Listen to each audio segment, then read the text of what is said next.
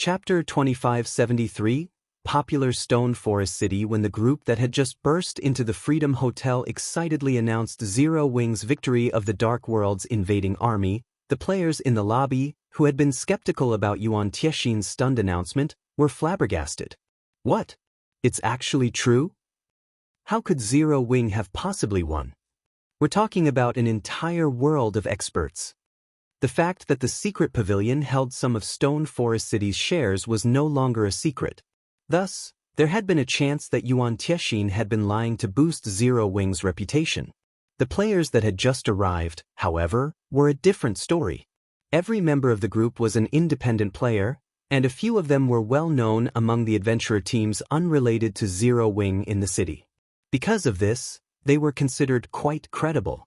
Most importantly, they had just explained the sudden change in the various superpowers' attitudes regarding Zero Wing.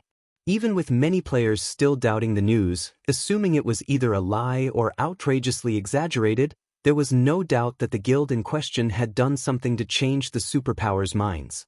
That fact alone was enough to shock everyone in the lobby only moments before they were overcome with joy. Without the various superpowers' interference and with Stone Forest City's defenses and terrain advantage, even the Dark World's players would need a long time before they could capture the city. Meanwhile, resident players like themselves could safely and far faster than those based outside of Stone Forest City. Thankfully, we weren't too rash, but I really doubt that Zero Wing's foundations are this formidable. Demon's Heart's flaming light must be going mad with regret right about now, the fierce man from Crimson Emperor said with a bitter smile. The main reason that the various superpowers were so afraid of Demon's Heart was the key in Flaming Light's possession, which allowed him to open the Dark World's teleportation gate in any location he desired. If not for this trump card, Demon's Heart wouldn't have developed so smoothly in the Ten Saints Empire. Flaming Light had intended to use this trump card to salvage Demon's Heart's reputation and deter the Ten Saints Empire's various superpowers, but now, both his threat and plans had gone to the dogs. In fact, Flaming Light's trump card had unexpectedly benefited Zero Wing, increasing both the guild's fame and fortune. It was only a matter of time before word of the Dark World's defeat spread across the main continent, and as it did, everyone would learn about Zero Wing. Not even the various superpowers were capable of accomplishing such a feat, yet Zero Wing had succeeded.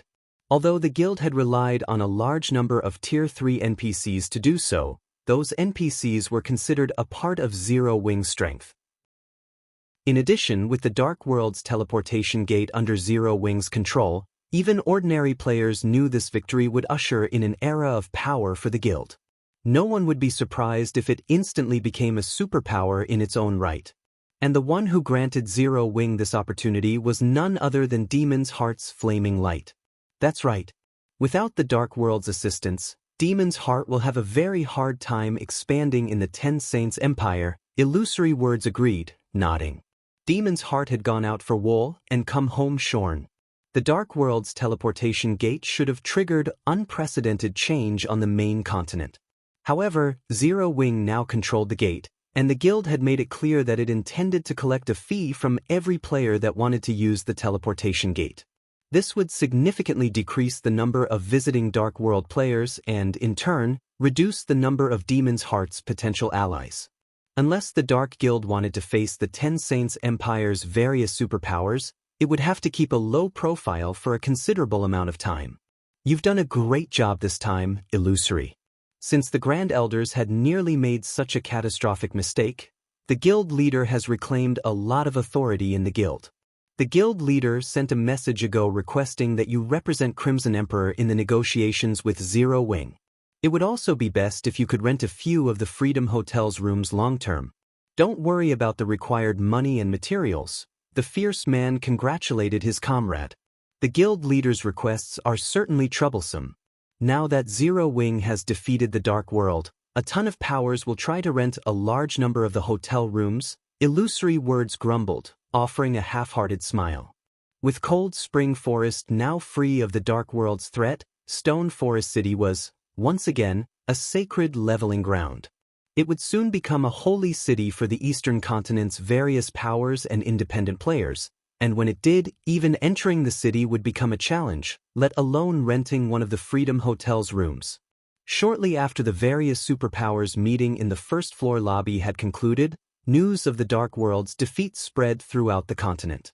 As they learned of the event, many powers began to regret their decision to abandon Stone Forest City the moment things had turned south.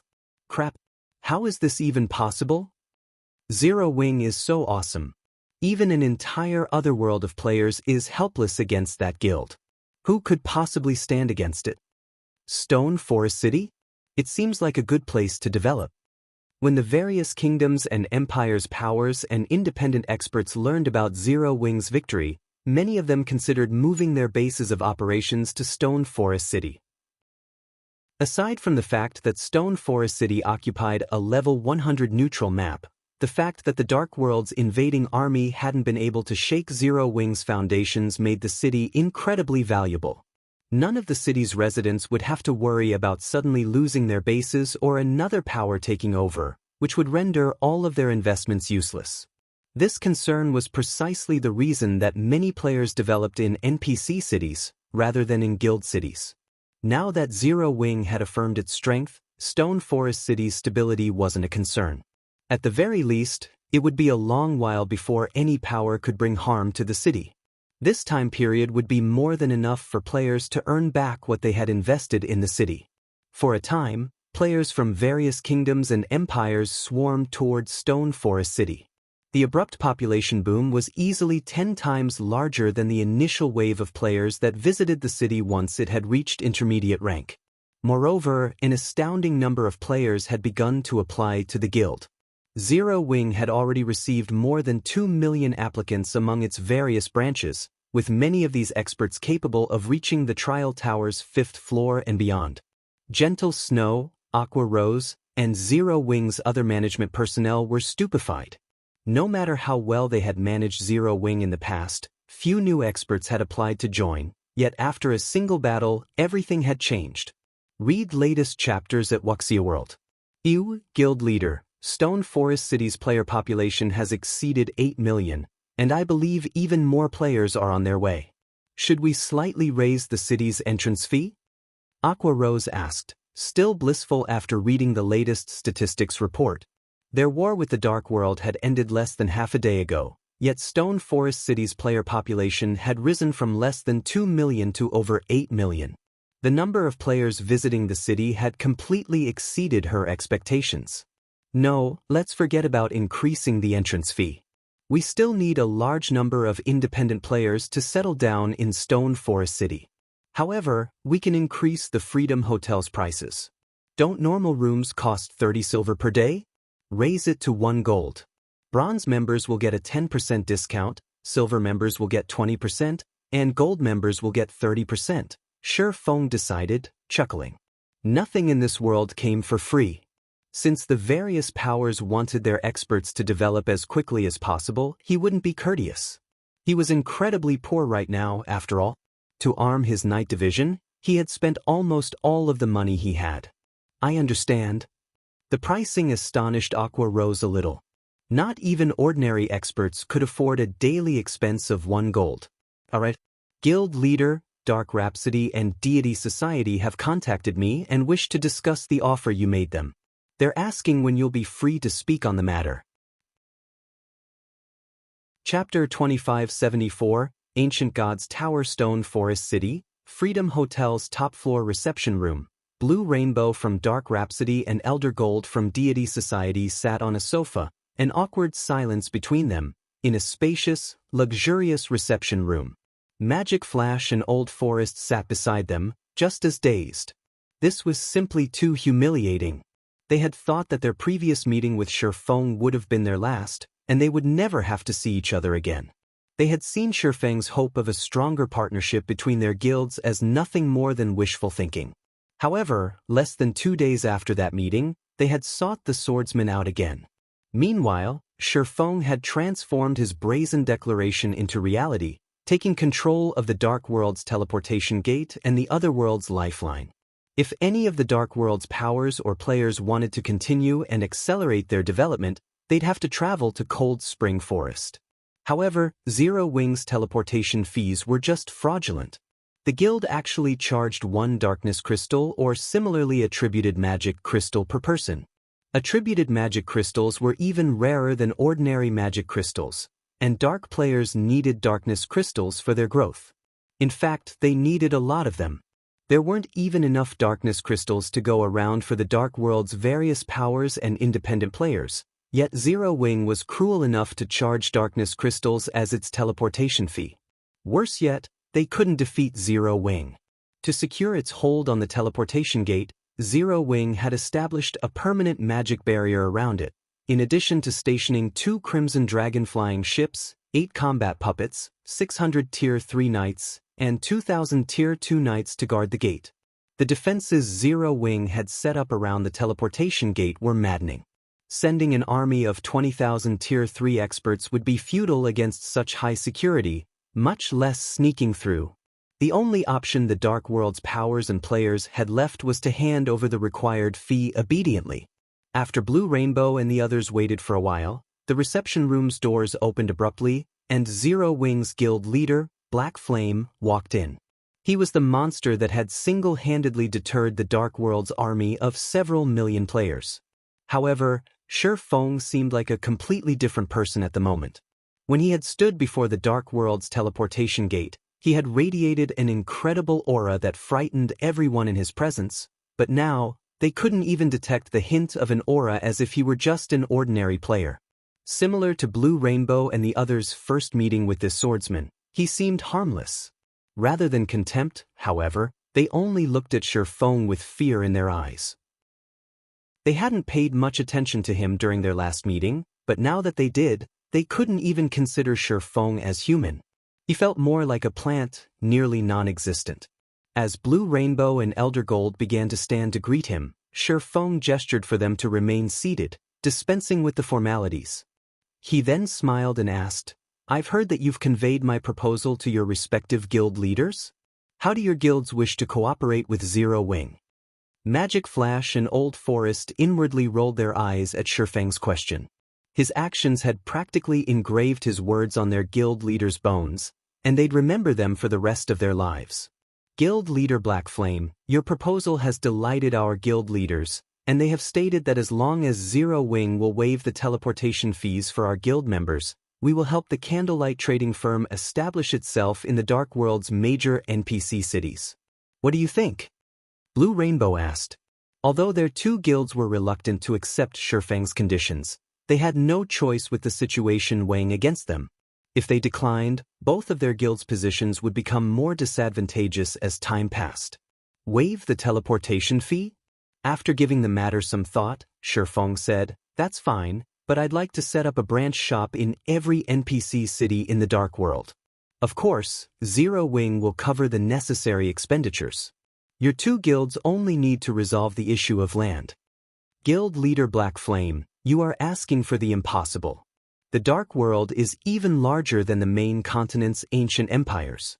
While our guilds are 2 of the top 3 in the Dark World, we only control a small portion of the other world. We simply don't have the manpower and resources to ensure that Candlelight can operate in every NPC city, Elder Gold said, shaking his head with an unhappy smile. Dark Rhapsody, Deity Society, and World Domination had a lot of influence on the surface, but the same couldn't be said for their control on the Dark World. In the Dark World, players had partial control of the various NPC cities. As long as a power controlled one of these cities, they wouldn't have to worry about needing funds or resources, and without these concerns, they didn't have to worry about offending the other world's top 3 guilds. To put it simply, helping Candlelight secure branches in the Dark World's major NPC cities was a colossal challenge. Both guilds would have to pull a lot of strings to fulfill their end of the bargain. Unfortunately, helping the trading firm set up shops in every NPC city would be a dream. Even if World Domination cooperated, the feat wouldn't be feasible. There is something else we need to inform you about, Guild leader Black Flame, Blue Rainbow said. Due to your actions at the teleportation gate, the Dark World's various major powers loathe Zero Wing. As a result, our guilds are risking much by allying with your guild. Moreover, Demon's Heart has traveled across the Dark World, secretly persuading the various powers to join its alliance. By the looks of it, they plan to challenge the Ancient Gods Tower in the Dark World. This Ancient Gods Tower is extraordinary, surviving since the Dark World's creation. There are rumors that it's connected to thousands of other worlds. Nobody had been able to clear the tower's trials yet, but as players grow stronger, the various powers will be able to activate a portion of it, if not all. If that happens, the various powers will reach the main continent, even without the teleportation gate.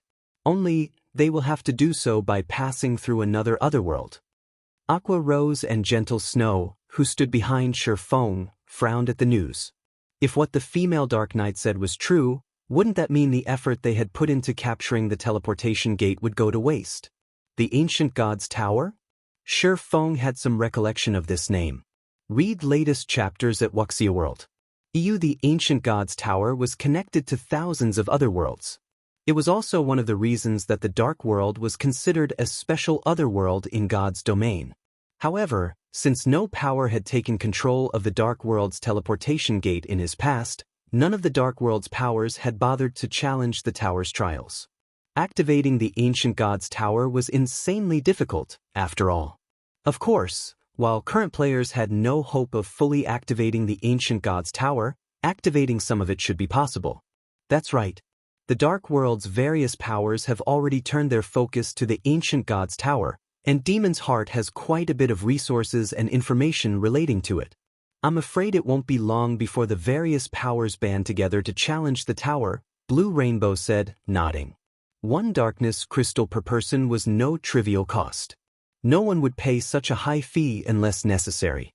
What if I can help you secure the Ancient Gods Tower within a short time? Feng asked. Chapter 2575, Crazy Choice. You'll help us secure the Ancient Gods Tower? Feng's question stunned Blue Rainbow and Elder Gold. Mitchum. As long as you secure the Ancient Gods Tower before anyone else, you'll have full control of the tower's teleportation array for a certain time, correct? Feng said. The Ancient Gods Tower had a total of 7 floors, and each housed several teleportation arrays to different otherworlds. Some were even connected to resource-rich secret lands. The first player to conquer any of the floor's trials would become the floor's first floor master. Once a month, players could contest for the title. If Dark Rhapsody and Deity Society could conquer the Ancient Gods Tower's first floor, they would have full control of that floor for the next month, and no one could leave the Dark World through the teleportation arrays during that time. Guild leader Black Flame, you might not be aware, but the Ancient Gods Tower isn't like the Dark World's teleportation gate. Aside from the intense suppression non-dark players like yourself face in the Dark World, players are prohibited from using tools within the tower. NPCs cannot enter the tower, either. Players will have to rely on their own strength and skills to clear the trials, Elder Gold said. He didn't doubt Zero Wing's strength, but the Ancient Gods Tower was in the Dark World, where non-dark players wouldn't be able to exhibit their full strength. Including the ban on tools and NPCs, Zero Wing wouldn't accomplish anything in the tower. If it were so easy, Demon's Heart wouldn't have bothered to gather the Dark World's various powers in an attempt to conquer the tower and would have sought the help of the main continent's superpowers instead. The various superpowers certainly had the strength to trample the Dark World's various powers, normally. That's right. Not only do the Ancient Gods Tower's trials have a strict time limit, but we'll also need a minimum of 200 Tier 3 experts to clear them. Without enough players, we won't be able to handle the hordes of monsters within, not to mention capture the tower cities. While our guilds can barely gather 200 Tier 3 experts, the first floor's trial is just as difficult as a level 100 super large-scale team dungeon. Our experts simply don't meet the weapon, equipment, skill, and spell requirements, Blue Rainbow insisted, nodding. Their 2 guilds had considered raiding the Ancient Gods Tower, but the feat was too difficult. No individual power in the Dark World could even clear the first floor's trial. Unfortunately, Dark Rhapsody and Deity Society no longer had the option of allying with other powers. After the Dark World's invading army had been defeated, Demon's Heart had exposed their guild's alliance with Zero Wing, instantly isolating them from the rest of the Dark World. As a result, both guilds were forced into deepening their relationship with Zero Wing. If they didn't, their guilds would be doomed once Demon's Heart and the Dark World's other powers conquered the Ancient Gods Tower's first floor. Relax. That won't be a problem, Shifeng said, chuckling. However, I have an extra condition if we succeed. Shifeng knew far more about the Ancient Gods Tower than any player in God's domain, and as such, he knew that the two guilds had no chance of success, even if they worked together. That was only true for the current Dark Rhapsody and Deity Society, however. Are you really that confident in our success, Guild Leader Black Flame? Blue Rainbow asked. She knew that Zero Wing had extraordinary Tier 3 experts, but the suppression regular players faced in the Dark World was nothing to ignore. Even ordinary Domain Realm experts would, at best, exhibit Void Realm combat standards. This was why the main continent's various superpowers had allied with the Dark World's powers, rather than invade the other world. While I can't guarantee our success, I'm 70% to 80% confident, Shifeng replied. 80%? Elder Gold stuttered, his eyes going wide. If Shifeng hadn't personally captured the Dark World's teleportation gate, he would have assumed the swordsman was an escaped lunatic from a mental asylum. Even without the Dark World's suppression, the various superpowers wouldn't be guaranteed to conquer the Ancient Gods Tower's first floor. Even with its heaven-defying foundations, Zero Wing should, at best, have a 40% success rate. 70 or 80% was practically ensured victory. May I know of your conditions, Guild Leader Black Flame? Blue Rainbow asked after calming down. Although she didn't know whether or not Shifeng was telling the truth, Dark Rhapsody and Deity Society would only benefit if his plan succeeded. They had no reason to refuse. It's quite simple. I want 80% of the Ancient Gods Tower's profits. I also want the authority to manage your guild's main force members. In addition, my command will take precedence over your guild leaders during times of impending danger, Shifeng said after giving the matter some thought. This, Elder Gold could not help but hesitate. If Zero Wing helped them gain control over the Ancient Gods Tower, their guilds wouldn't mind splitting the profits. They could even accept only 20%, but giving up control of their main force members was absurd. Rest assured, I won't interfere with your main force's daily activities. They just need to follow orders when I need them, Shifeng said. Of course, you can return and take the time to consider my proposal. I don't need an answer right away. We have no need to consider the offer, Guild Leader Black Flame, Dark Rhapsody agrees. In return, Zero Wing must allow our members to travel through the teleportation gate freely. Of course, Dark Rhapsody will do its best to assist in establishing the candlelight trading firm in the Dark World, Blue Rainbow abruptly interjected. Rainbow, are you insane?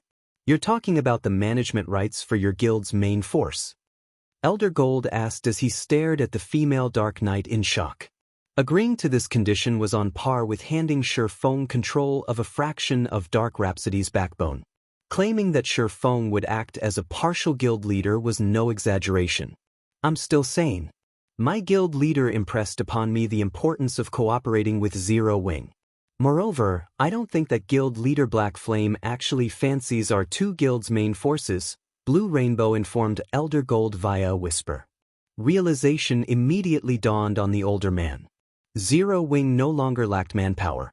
With every moment, a ton of experts applied to join the guild, and Zero Wing now controlled the Dark World's teleportation gate. Until someone activated the Ancient Gods Tower, Zero Wing had a firm grasp on the Dark World's lifeline. In truth, even Shifeng was a little surprised. He hadn't expected Blue Rainbow to agree so decisively. Any other large guild's upper echelon would have likely turned and left in a huff. Deal. Deity Society will agree to your conditions, as well, Guild Leader Black Flame. However, Deity Society wants the same conditions as Dark Rhapsody in return, Elder Gold said, sighing. Now that the Dark World's various powers recognized their guilds as Zero Wing's allies, they had no choice but to stick by Zero Wing until the very end. Moreover, an alliance with this guild would ensure that both Dark Rhapsody and Deity Society could develop far faster than their dark counterparts. That won't be a problem. Once we sign the contract, your guild's members may use the teleportation gate to their heart's content, Shifeng agreed, nodding. What do we do once the contract has been signed? Elder Gold asked. Read latest chapters at World. EU Demon's heart was already in a rush to find allies to conquer the ancient god's tower. Once its team had enough Tier 3 experts, it would challenge the tower's trials. Hence, Dark Rhapsody and Deity Society were running out of time. Simple. Send your main force members to Stone Forest City immediately. Zero Wing will take responsibility for their growth, Shi Feng said, chuckling. Everything in God's domain boiled down to players' strength, including raiding team dungeons and the ancient god's tower. As long as he could help the two guilds' main force members grow strong enough, raiding the tower wouldn't be an issue. Their growth. Shi Feng's demands stunned Blue Rainbow. She had never thought he'd choose such an option. Where are we going? To the level 120 secret land, Poison City. Shi Feng declared. Chapter 2576, Secret Land Exploration? When Shi Feng stated his intentions to travel to a level 120 secret land, both Blue Rainbow and Elder Gold were speechless. The various superpowers hadn't even entered level 110,100-man team dungeons once. In fact, barely any players had reached level 110 yet. While secret lands weren't dungeons, they were even more dangerous. Even the safest secret land could rival super large-scale, hard-mode team dungeons of the same level. Not even superpowers would dare suggest exploring a level 120 secret land. Yet, Shi Feng spoke of doing so as casually as if he were visiting the local market. For a moment, Blue Rainbow and Elder Gold doubted that they played the same game Shi Feng did. What? Is there a problem? Shi Feng curiously asked when he saw the two representatives' dazed expressions. No, it's nothing. Only, Guild Leader Black Flame, we're talking about a level 120 secret land. I'm afraid that with our current levels and equipment, Elder Gold said worriedly. Entering a level 120 secret land wouldn't be a problem. Even a level 1 player could do it.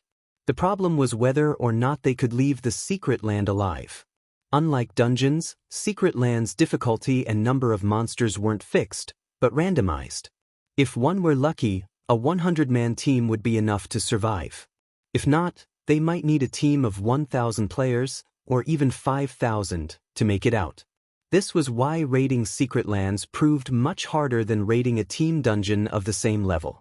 Normally, guilds would mobilize a large fraction of their members to raid a secret land, but after level 100, only Tier 3 experts had any chance of surviving. Tier 2 experts would only hold them back. In other words, guilds couldn't use all of their available manpower to raid level 100+ secret lands. They'd have to rely on a small number of Tier 3 experts. This was precisely why the various major powers and superpowers hadn't bothered to raid level 100+ secret lands, even after crossing the level 100 threshold. Relax. As long as everyone follows my orders, we shouldn't have any major problems, Shi Feng said. Chukdo during his previous life, Poison City had been famous for how incredibly dangerous it was. Even when the various superpowers had dispatched a team of several thousand Tier 3 experts, they had failed to complete the raid. The various superpowers had only conquered the secret land after their experts had reached Tier 4. However, Shi Feng had no intention of capturing Poison City. He only wanted the fragment of Solomon's sword that hid within. Moreover, he now had the fragmented legendary ranked Abyssal Blade and Ring of Gospel. The ring would be particularly helpful on this endeavor. Once he had become an intermediate master magician, he found he could amplify the Ring of Gospel's effects until it was even effective against Tier 4 monsters, which drastically increased his chances of obtaining the sword fragment. Now, he only lacked numbers. Generally, one would need at least 1,000 Tier 3 experts to raid level 100+ secret lands, but even with the Hell Legion's 300 Tier 3 experts, he only had around 500 under his command. It was too risky to take such a small team into the secret land. However, if he included Dark Rhapsody and Deity Society's 200+ Tier 3 experts, he'd have a much higher chance of securing Solomon's sword's fragment. Something still felt off to Blue Rainbow and Elder Gold, but since they had already signed a contract with Shi Feng, they couldn't go back on their word for no good reason. The two representatives then contacted their guilds, secretly gathering their Tier 3 experts. Meanwhile, Sherfone gathered Zero Wings experts and the Hell Legion. In the Dark World, news of the alliance between Zero Wing, Dark Rhapsody, and Deity Society spread quickly. A commotion rose all across the other world, and when the Dark World's many independent players learned that the two Dark Guilds members could use the teleportation gate for free, many of them began to apply. Elder Heart, World Domination followed Demon's Heart's instructions to spearhead the attack against Zero Wing, and yet, the guild's reputation is in tatters, and it has become the Dark World's shame. To make matters worse, Dark Rhapsody and Deity Society have become incredibly popular after allying with Zero Wing. If you still can't offer anything substantial, we'll have to consider doing the same, Dawn Dominance coldly informed Furious Heart, who sat across from him in the reception room. Please, rest assured, Guild Leader Dawn. We are responsible for inviting world domination into this situation, and we won't let your guild suffer for it. Don't you want to take revenge against Zero Wing, Guild Leader Dawn? Furious Heart asked. Not only does Zero Wing possess the popular Stone Forest City, but it has also taken control of the Dark World's teleportation gate. It stands in the limelight on the eastern continent, but the nail that sticks out gets hammered down. Many superpowers currently find Zero Wing's popularity to be irksome. I want something practical, not empty promises. Dawn Dominance growled, rolling his eyes. He understood Furious Heart's logic, but the problem was that no one could do anything to Zero Wing right now. However, the problem was that nobody was capable of doing anything against Zero Wing right now. We have quietly received funding from quite a few superpowers. We've also secured a loan of weapons and equipment. If World Domination is willing to join our alliance, we'll lend you 50 sets of level 105 fine gold equipment and 10 sets of dark gold equipment for 10 days without cost, Furious Heart calmly stated, smiling. How about it? Even ordinary superpowers have a hard time acquiring such equipment, but World Domination can borrow it by joining our alliance. With these sets, your guild can raid level 100 team dungeons, obtaining even more top-tier weapons and equipment. In addition, once we've captured the Ancient Gods Tower, World Domination will receive 5% of the tower's shares. It's a much better offer than what Dark Rhapsody and Deity Society accepted from Zero Wing, don't you think? 50 sets of level 105 fine gold equipment and 10 sets of level 105 dark gold equipment? The terms of Furious Heart's deal astonished Dawn Dominance. You can get your hands on so much top-tier equipment? Although he knew that the outcome of the war had enraged Demon's Heart and the outside world superpowers, he had never dreamed they would go to such lengths to deal with Zero Wing. With that much top-tier equipment, he could arm an incredibly powerful 100-man team. Even raiding level 100 super large-scale team dungeons and level 110 mythic field bosses would be possible, not to mention level 100,000 100-man team dungeons. What had their goal been in heading to Cold Spring Forest? To obtain better weapons and equipment, as well as rapidly rising through the levels?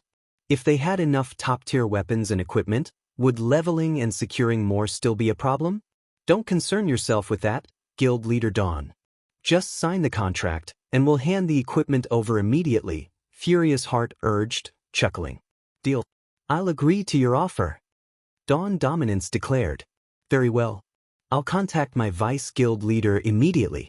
You'll have the weapons and equipment promised within half a day, Furious Heart said, not surprised in the least by Dawn Dominance's reaction. Only a fool would refuse such an offer.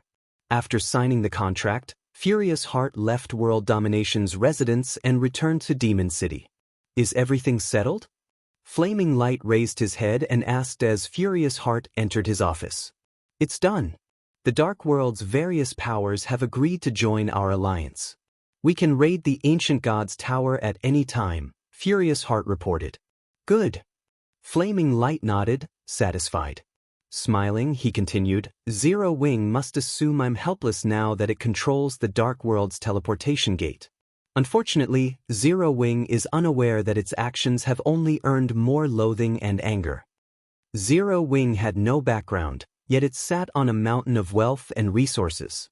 One could even say that it had monopolized all of the Dark World's resources. Naturally, the various superpowers wouldn't let the guild get away with it.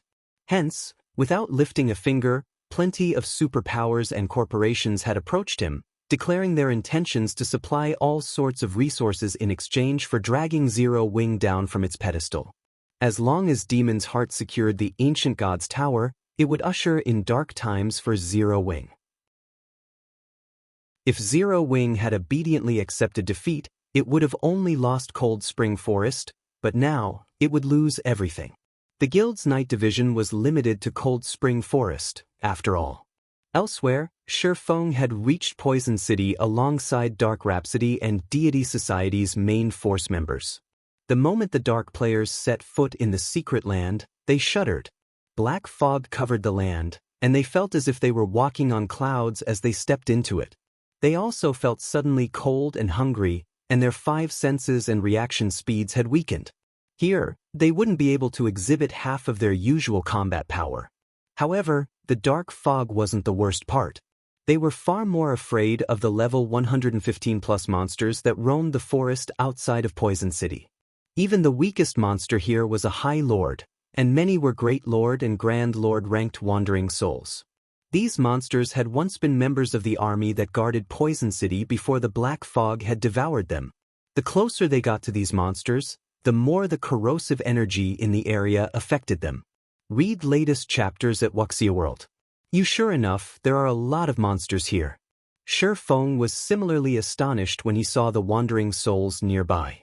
Not only did the secret land house far more monsters than during his previous life, but the death energy that enveloped the area was also denser.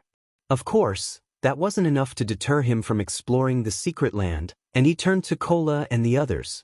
Start luring monsters, but not too many at once. 500 or 600 will be enough.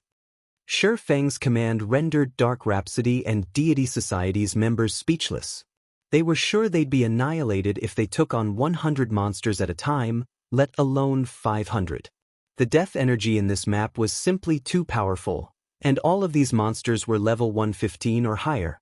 Trying to fight 500 or 600 simultaneously was suicide. Okay.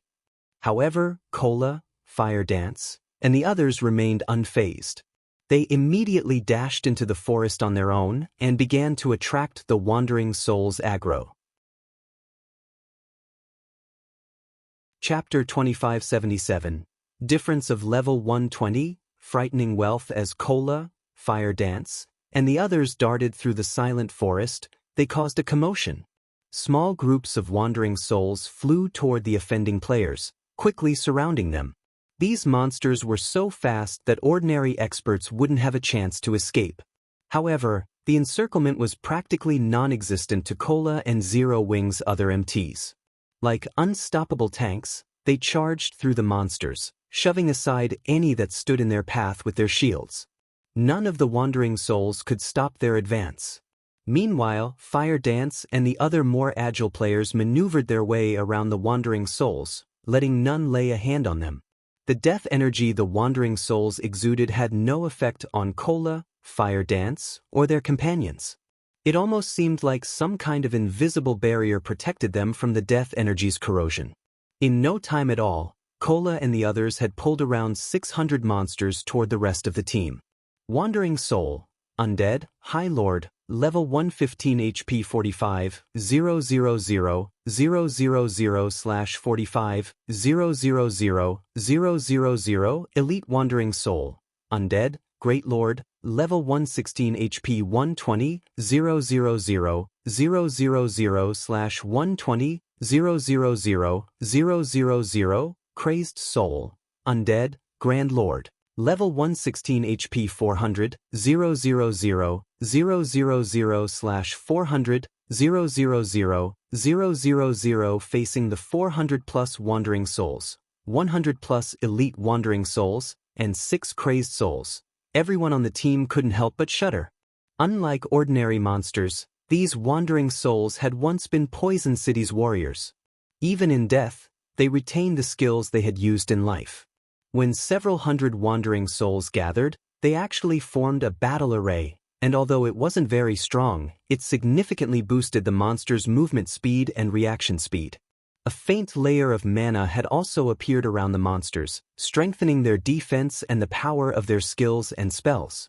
However, The team was even more surprised to find that these wandering souls didn't employ simple pack tactics like ordinary monsters. Rather, they moved in proper formation.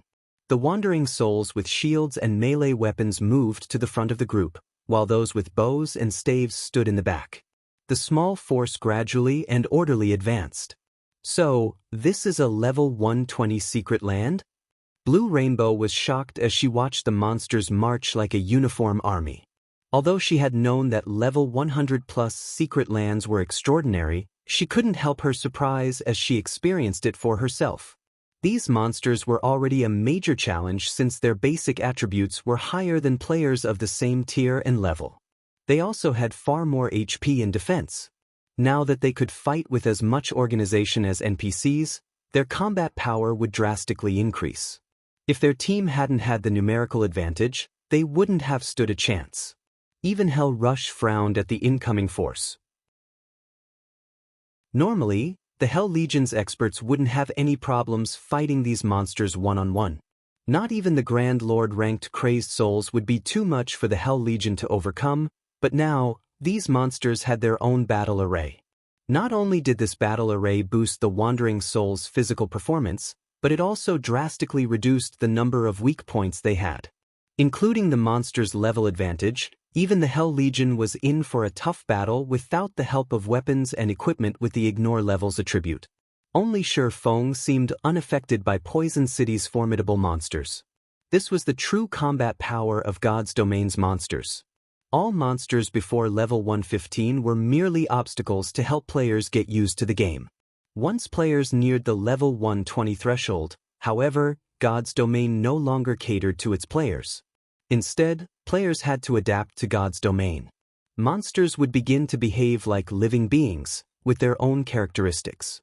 If players couldn't take advantage of these characteristics, even experts of the same tier would fall in a one-on-one fight. This was why level 120 secret lands and team dungeons were true treasure troves for tier 3 players, containing all sorts of ancient inheritances, skill, and spell books. As the Undead Legion approached, Dark Rhapsody and Deity Society's players mentally prepared themselves for a hard fight. Meanwhile, Feng retrieved the Ring of Gospel and spent 5,000 magic crystals to activate Miniature World. The Phantom World descended, and the Undead Legion's basic attributes fell rapidly. Their reaction speed and physique also plummeted. The Dark players on the team were stupefied. They had experienced the Ring of Gospel's power before, but they were still as shocked as they had been the first time. A moment ago, their senses had warned them that these undead were powerful opponents, but now, the monsters seemed relatively easy to defeat. They couldn't help but feel grateful that Feng stood on their side, not against them. Alright, let's end this battle quickly. Feng commanded when he realized most of his team was still dazed. The Ring of Gospel was indeed an amazing tool, but it was incredibly costly. Just maintaining Miniature World for 10 minutes cost 5,000 magic crystals. Feng's command shook everyone from their stupor, and they began to activate skills and spells against the incoming legion. Now that they had the advantage in basic attributes, the quickest and simplest way to victory was to face these wandering souls head-on. When the first volley of Tier 3 skills and spells landed, the ground and nearby forest shook violently. The bombardment even transformed the terrain around them. After 10 minutes, over 80% of the Undead Legion had fallen, and the few survivors only had scant amounts of HP remaining. Even without Miniature World suppression, the team could rely on their overwhelming numerical advantage to eliminate the remaining monsters. During the fight, everyone on the team was able to experience what it felt like to face a true monster the main god system had designed. The main god system hadn't restrained the wandering souls in the slightest, and they had incredible control of the death energy wafting off them. If players did not learn how to manipulate their own mana to defend themselves, the death energy would quickly corrode and influence their bodies. Normally, this learning process would be incredibly dangerous. If players failed to defend themselves, the corrosion would temporarily paralyze them. An instant death wouldn't be surprising in that case. Fortunately, the team had more than just an overwhelming numerical advantage. The monsters before them were at death's door, and as a result, their combat power had dropped slightly. Hence, they posed far less of a threat. Every player on the team was a Tier 3 expert, with far greater talent and combat standards than ordinary players. Although they had only experienced such combat for a short time, they had all gained a newfound understanding of mana control and their mana bodies. However, the team was far more surprised to see how much EXP they earned from the slain wandering souls. The monsters granted such abundant EXP that even Blue Rainbow and Elder Gold were shocked. Every member of the team saw a significant rise in their experience bars after just defeating around 600 wandering souls. Some players even rose from level 107 to 108. Their leveling speed here was at least 10 times faster than in the outside world. Moreover, the monsters had dropped a bunch of loot. Items were scattered across the entire battlefield. These monsters' drop rate was more than double that of monsters in the outside world, particularly when it came to weapons and equipment. Even the weakest piece of equipment was level 115 Mysterious Iron rank, and 6 pieces of level 115 Secret Silver equipment had dropped. For a while, the Dark players had bloodshot eyes. Read latest chapters at Wuxia World. EU to them, level 115 Mysterious Iron equipment might be subpar, but level 115 Secret Silver equipment was incredibly precious. So long as they equipped level reduction gemstones, they could arm themselves with level 115 Secret Silver equipment after reaching level 110. Naturally, level 115 Secret Silver equipment was slightly better than level 110 Fine Gold equipment. Due to equipment's low drop rate, the various powers were going mad in their search for level 105 Fine Gold equipment. They could only dream of level 110 Fine Gold items. Now, after fighting for less than 15 minutes, their team had obtained 6 pieces of level 115 Secret Silver equipment. If they grinded here for a full day, their harvest would be astronomical.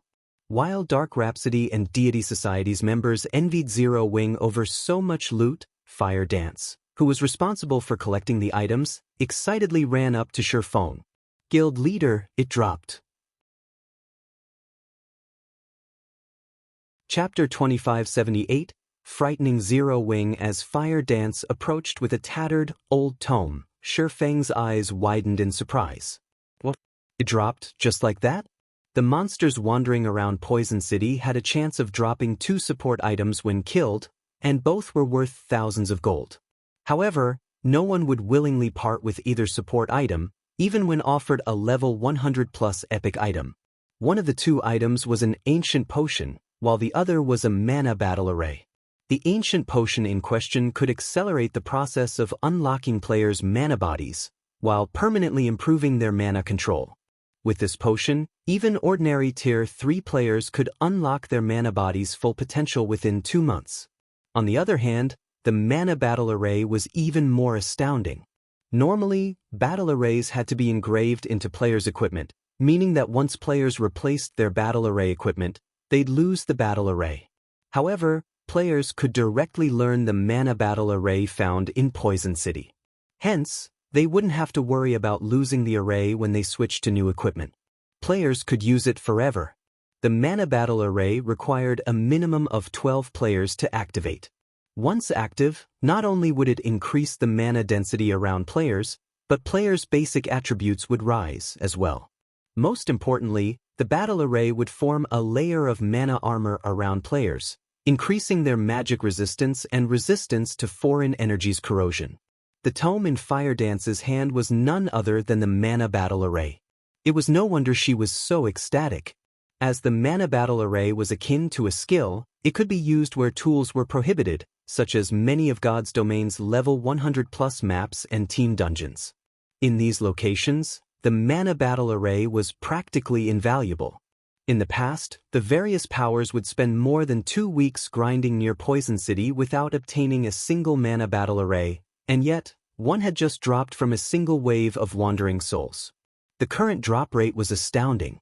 When Hell Rush and the others saw the mana battle array's information, they couldn't help but feel a little jealous. With a complete set, one could increase a team's overall strength to a whole new level. The mana battle array would be especially helpful when teams explored certain maps or dungeons and didn't meet the equipment requirements. That tome was even more valuable than level 115 top-tier weapons and equipment. Now that they knew the Wandering Souls could drop something as awesome as the Mana Battle Array, Zero Wings members were overcome with fighting spirit.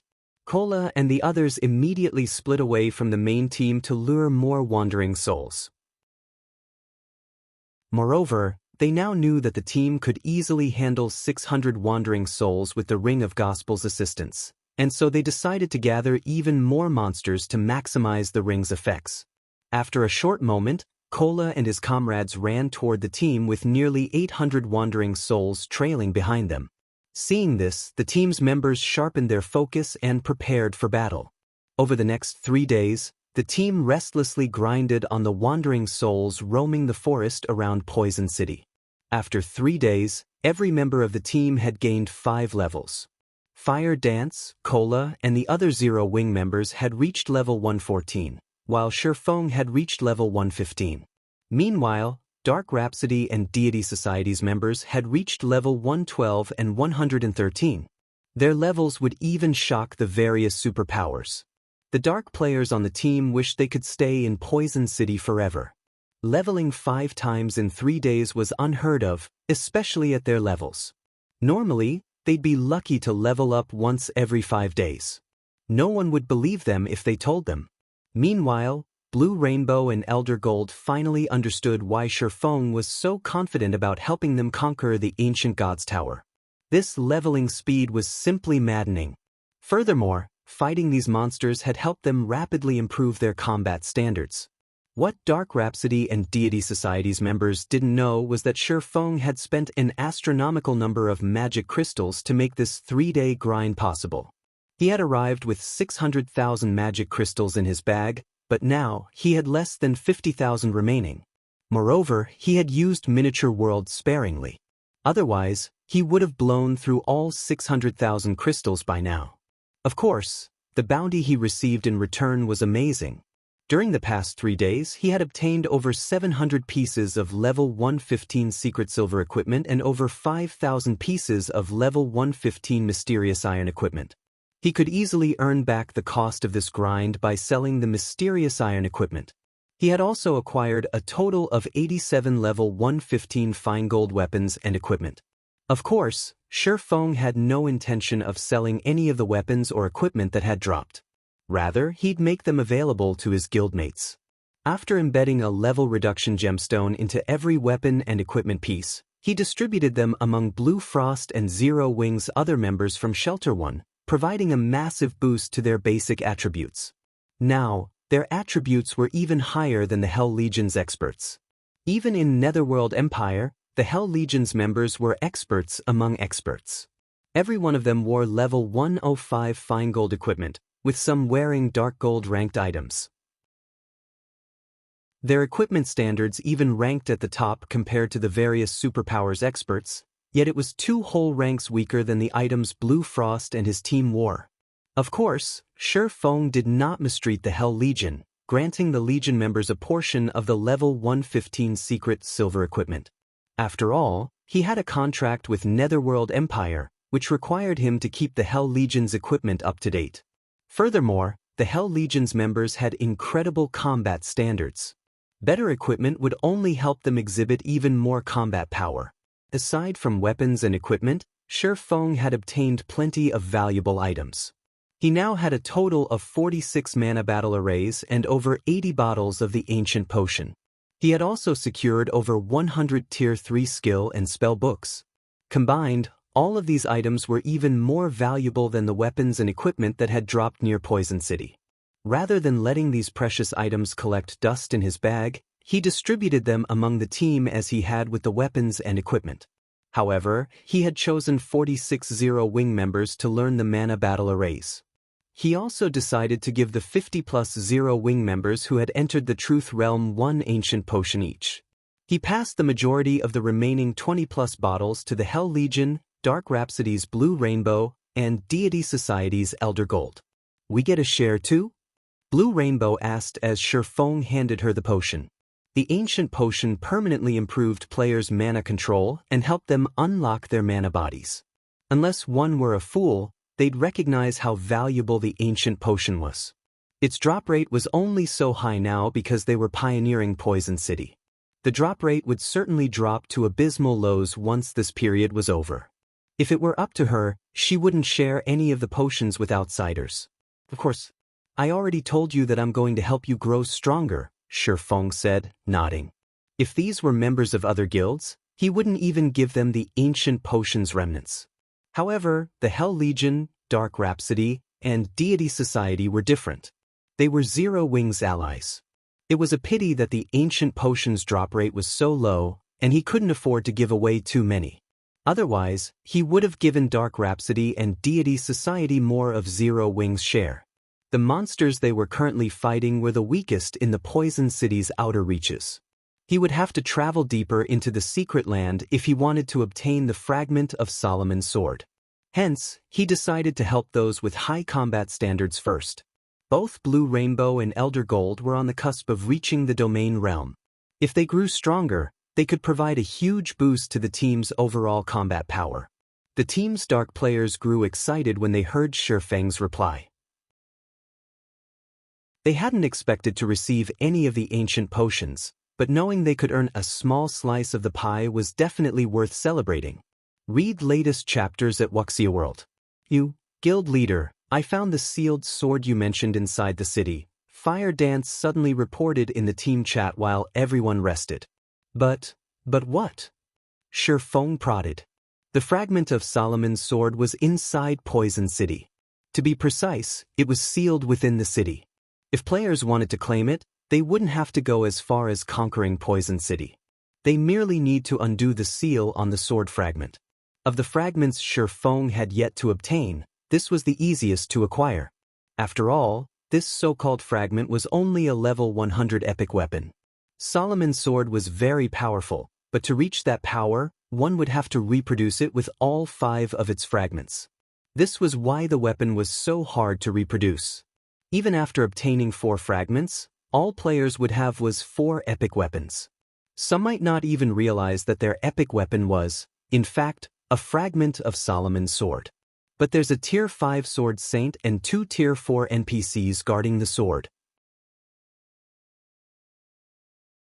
Chapter 2579, Crimson-Eyed Sword Saint. Upon hearing Fire Dance's report, Shifeng fell silent for a very long time. What was going on? NPCs? 1 Tier 5 NPC and 2 Tier 4 NPCs at that?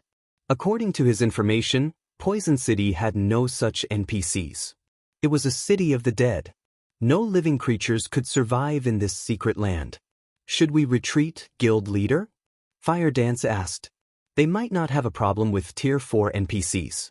With their numerical advantage and the Ring of Gospels effects, they might stand a chance against 2 Tier 4 NPCs, but trying to take on a Tier 5 Sword Saint was a joke. A Tier 5 Sword Saint was an apex being in the current god's domain.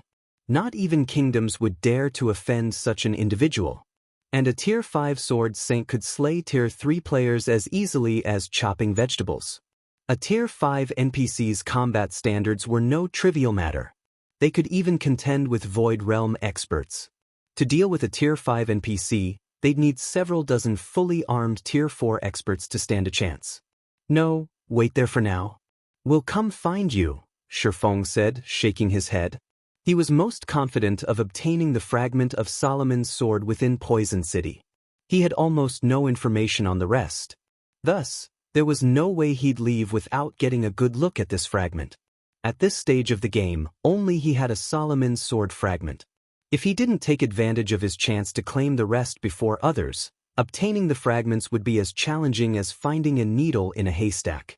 These fragments didn't have a mechanism to detect other fragments. Unless the players that obtained a fragment advertised the weapon, he wouldn't know where to find them. This was why he was in such a hurry. Getting his hands on the sword fragments was relatively easy right now, but as players reached higher levels, doing so would become increasingly difficult. This was why legendary items had been so extraordinarily rare in his past, particularly legendary weapons. Collecting the necessary fragments to reproduce the true item was too much of a challenge. A lot of manpower wasn't enough. One would have to be particularly lucky. Of course, There was an exception to this rule. Players could rely on ancient tomes. With these tomes in hand, players could search through God's Domain's database for any information they desired. However, ancient tomes were almost as rare as legendary weapons, and again, one would have to get lucky to find one. After roughly 2 hours, the team of Dark players, the Hell Legion, and Zero Wings members reached the plaza. Within its center stood a dried fountain. If one examined the fountain closely, they'd discover a faintly glowing magic array, which suppressed the dull gray longsword half buried in the fountain. Even with the magic array's suppression, the dull sword sapped away any life around it, turning the city into a land of death. It was clear that the sword's influence would be even more astonishing without the magic array to bind it. 3 NPCs stood around the dull gray sword in silence, and at the lead was a one-eyed, red-headed man wearing a snowy white cap. Elvos, Crimson-eyed Sword Saint. Human, Sword Saint, level? HP?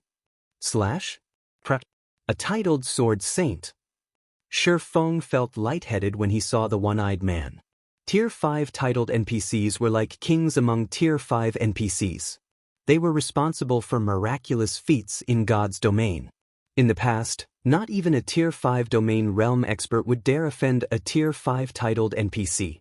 Only Tier 5 heroes could contend with these individuals, but unlike heroes, titled NPCs weren't powerful due to their extraordinary basic attributes, but their superior combat standards and explosive combat power. Because of this, players were more willing to face a Tier 5 hero than a Tier 5 titled NPC.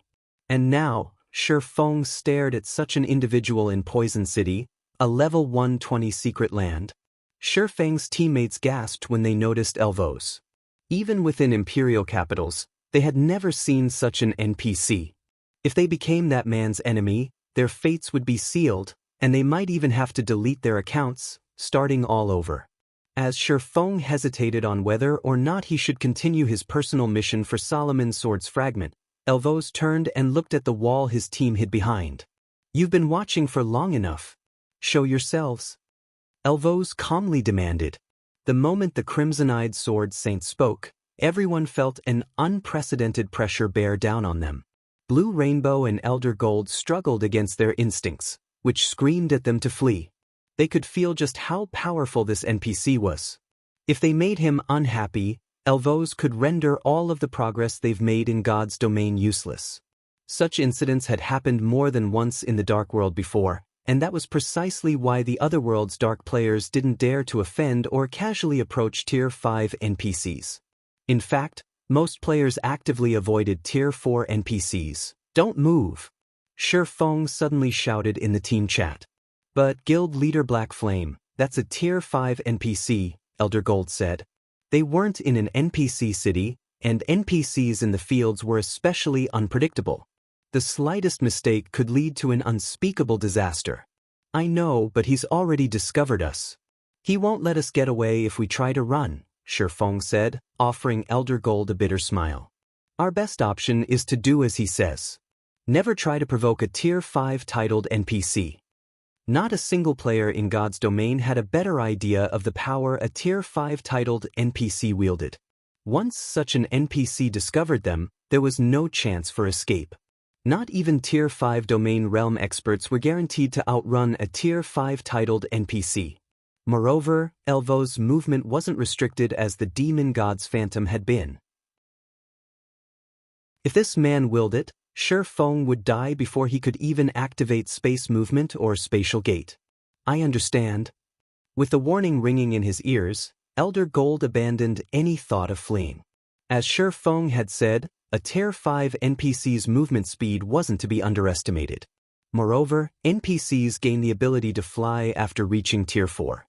How could Tier 3 players like themselves possibly hope to outrun such a being? Moreover, the Tier 5 Sword Saint would view any attempt to flee as a challenge to his authority. The outcome of committing such an offense would be far graver than approaching the NPC directly. Under Shifeng's lead, the team emerged from the small alley that had provided cover and approached the Crimson-eyed Sword Saint. "Greetings, esteemed Sword Saint. We are here to explore this secret land and accidentally discovered this place. Please forgive us for our trespass, Feng respectfully apologized to Elvos, who currently sat before the fountain. Exploring this secret land? Elvos smiled. The NPC's tone then turned chilly as he continued, "You've come for this sword, right? Who commands your force?" Killing intent. This was the killing intent of a bona fide Tier 5 titled NPC. Read latest chapters at Wuxia World. When Elvos' tone had chilled, Feng and all of his team felt the pressure on them increase. They all felt as if lead weights had been tied to their limbs, and everyone struggled to breathe. It felt as if they had plunged into an icy hell. At the same time, they heard a series of system notifications. System, warning. Warning. System, you have triggered the epic event, Crimson Wrath. System, you have 30 seconds to make a decision, kill Elvos, the Crimson-Eyed Sword Saint, or accept the punishment of death. Chapter 2580, Blade Unsealed. Disaster descends. Everyone on the team, including Feng, wore grim expressions when they saw the system notification. How did things turn out like this? This NPC is a lunatic. Magic Flash immediately began to despair. Whenever players triggered an event in God's domain, including epic events, the system didn't send them a warning beforehand. If even the system was warning them, that could only mean one thing: certain death. Moreover, they weren't at risk of suffering an ordinary death. Rather, their souls would be extinguished, thoroughly removed from God's domain. They'd have to restart from the very beginning. Even Hell Rush felt doomed, not to mention Magic Flash and the others from Dark Rhapsody and Deity Society. Ordinary deaths were already trouble for the Hell Legion's members. If they all had to start new accounts, their careers in God's domain were as good as over. His superiors might even kill him for this. Guild leader, let's split up and run. There is only one Tier 5 NPC. He can't catch all of us. The lucky ones might be able to get away safely, Blue Frost suggested. They had only one option left: escape. Whether they chose to fight the Crimson-Eyed Sword Saint or accept their death sentence, they'd meet the same end. They had to go for a third option. Overhearing Blue Frost, the rest of the team nodded in agreement. Sacrifices were inevitable, but that was still better than utter annihilation. They wouldn't have anyone but themselves to blame if they died. Do we really only have one option? As Feng sensed Elvos' killing intent growing stronger, he was flabbergasted. They had only come to a level 120 secret land, yet the main god system had set such an absurd trap. Human NPCs were different from demon gods. They wouldn't set a death trap for players for no good reason. Even if they did, they usually gave players a chance to survive. Did I miss some clue? The seconds flew by as Feng fell deep into thought. Guild leader Black Flame, what is the plan? We only have 10 seconds left to decide.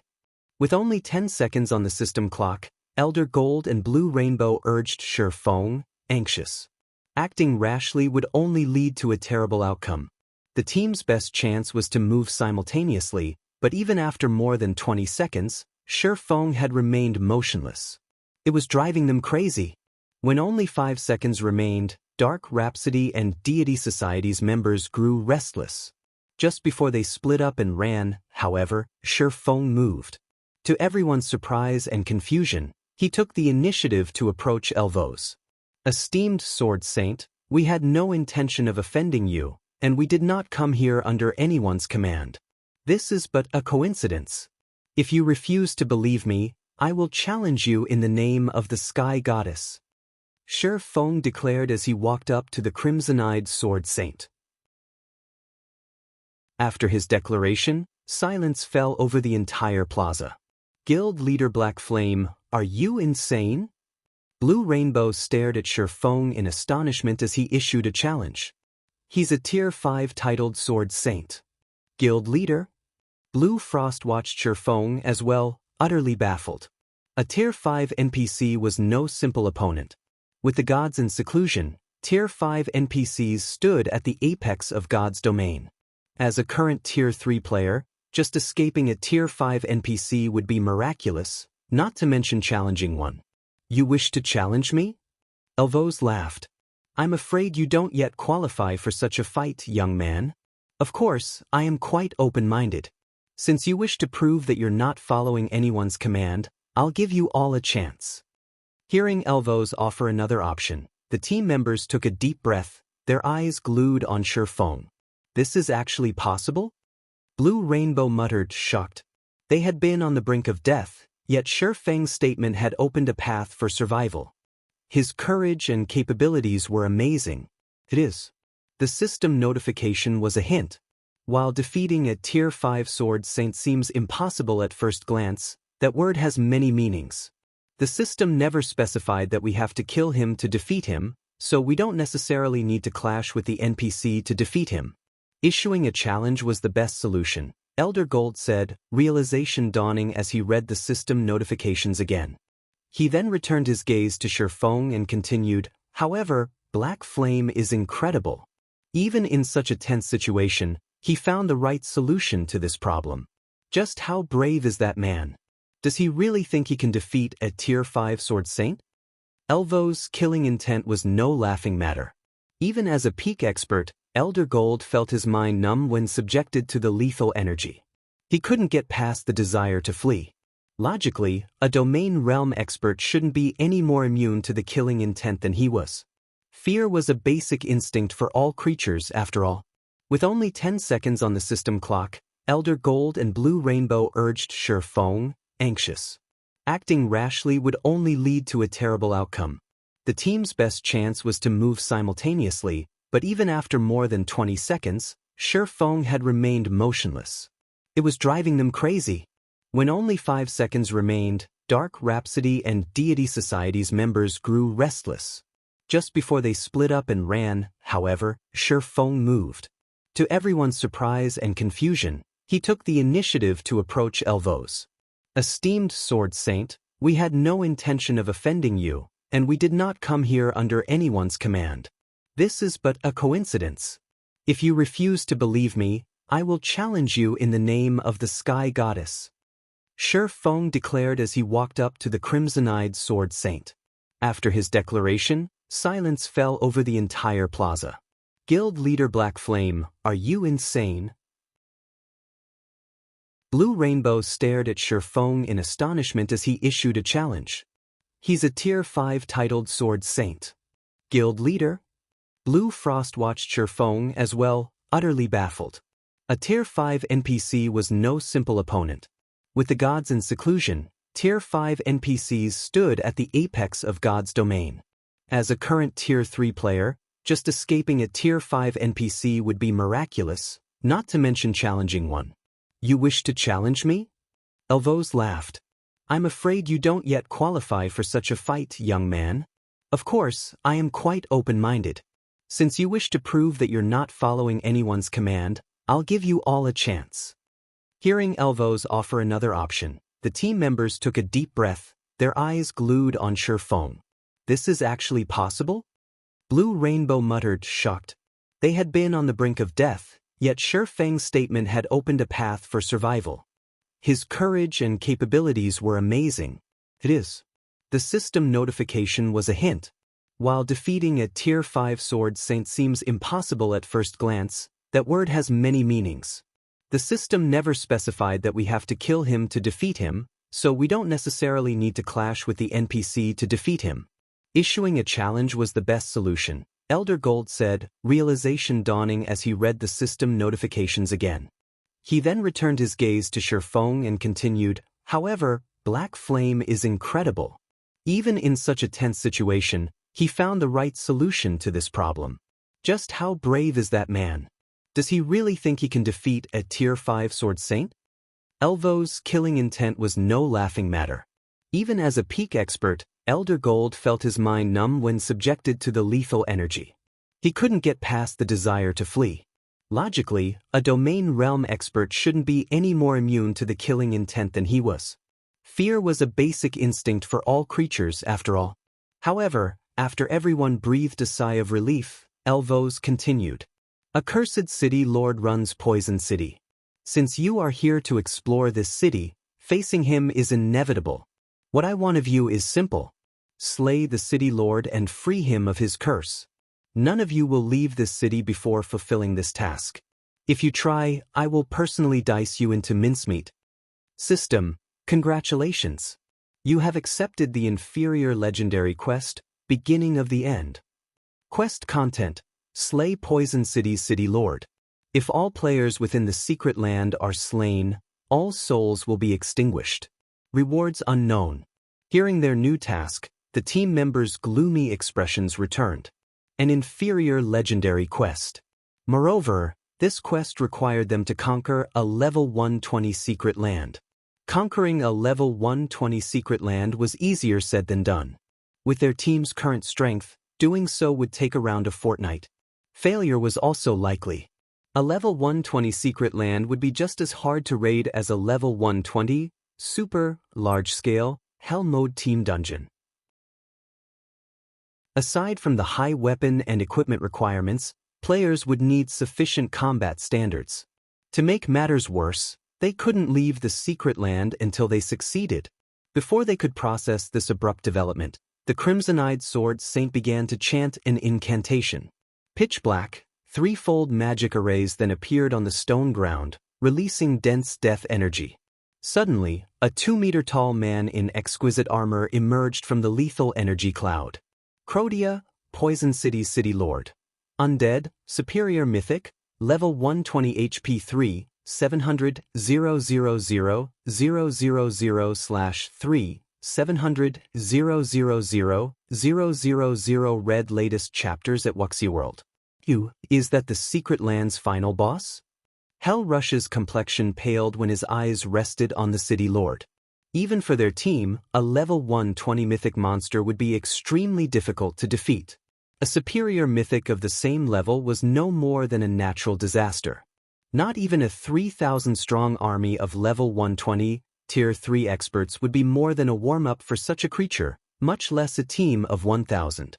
Monsters at that rank commanded their own powerful domains. Players of the same level had no chance against them.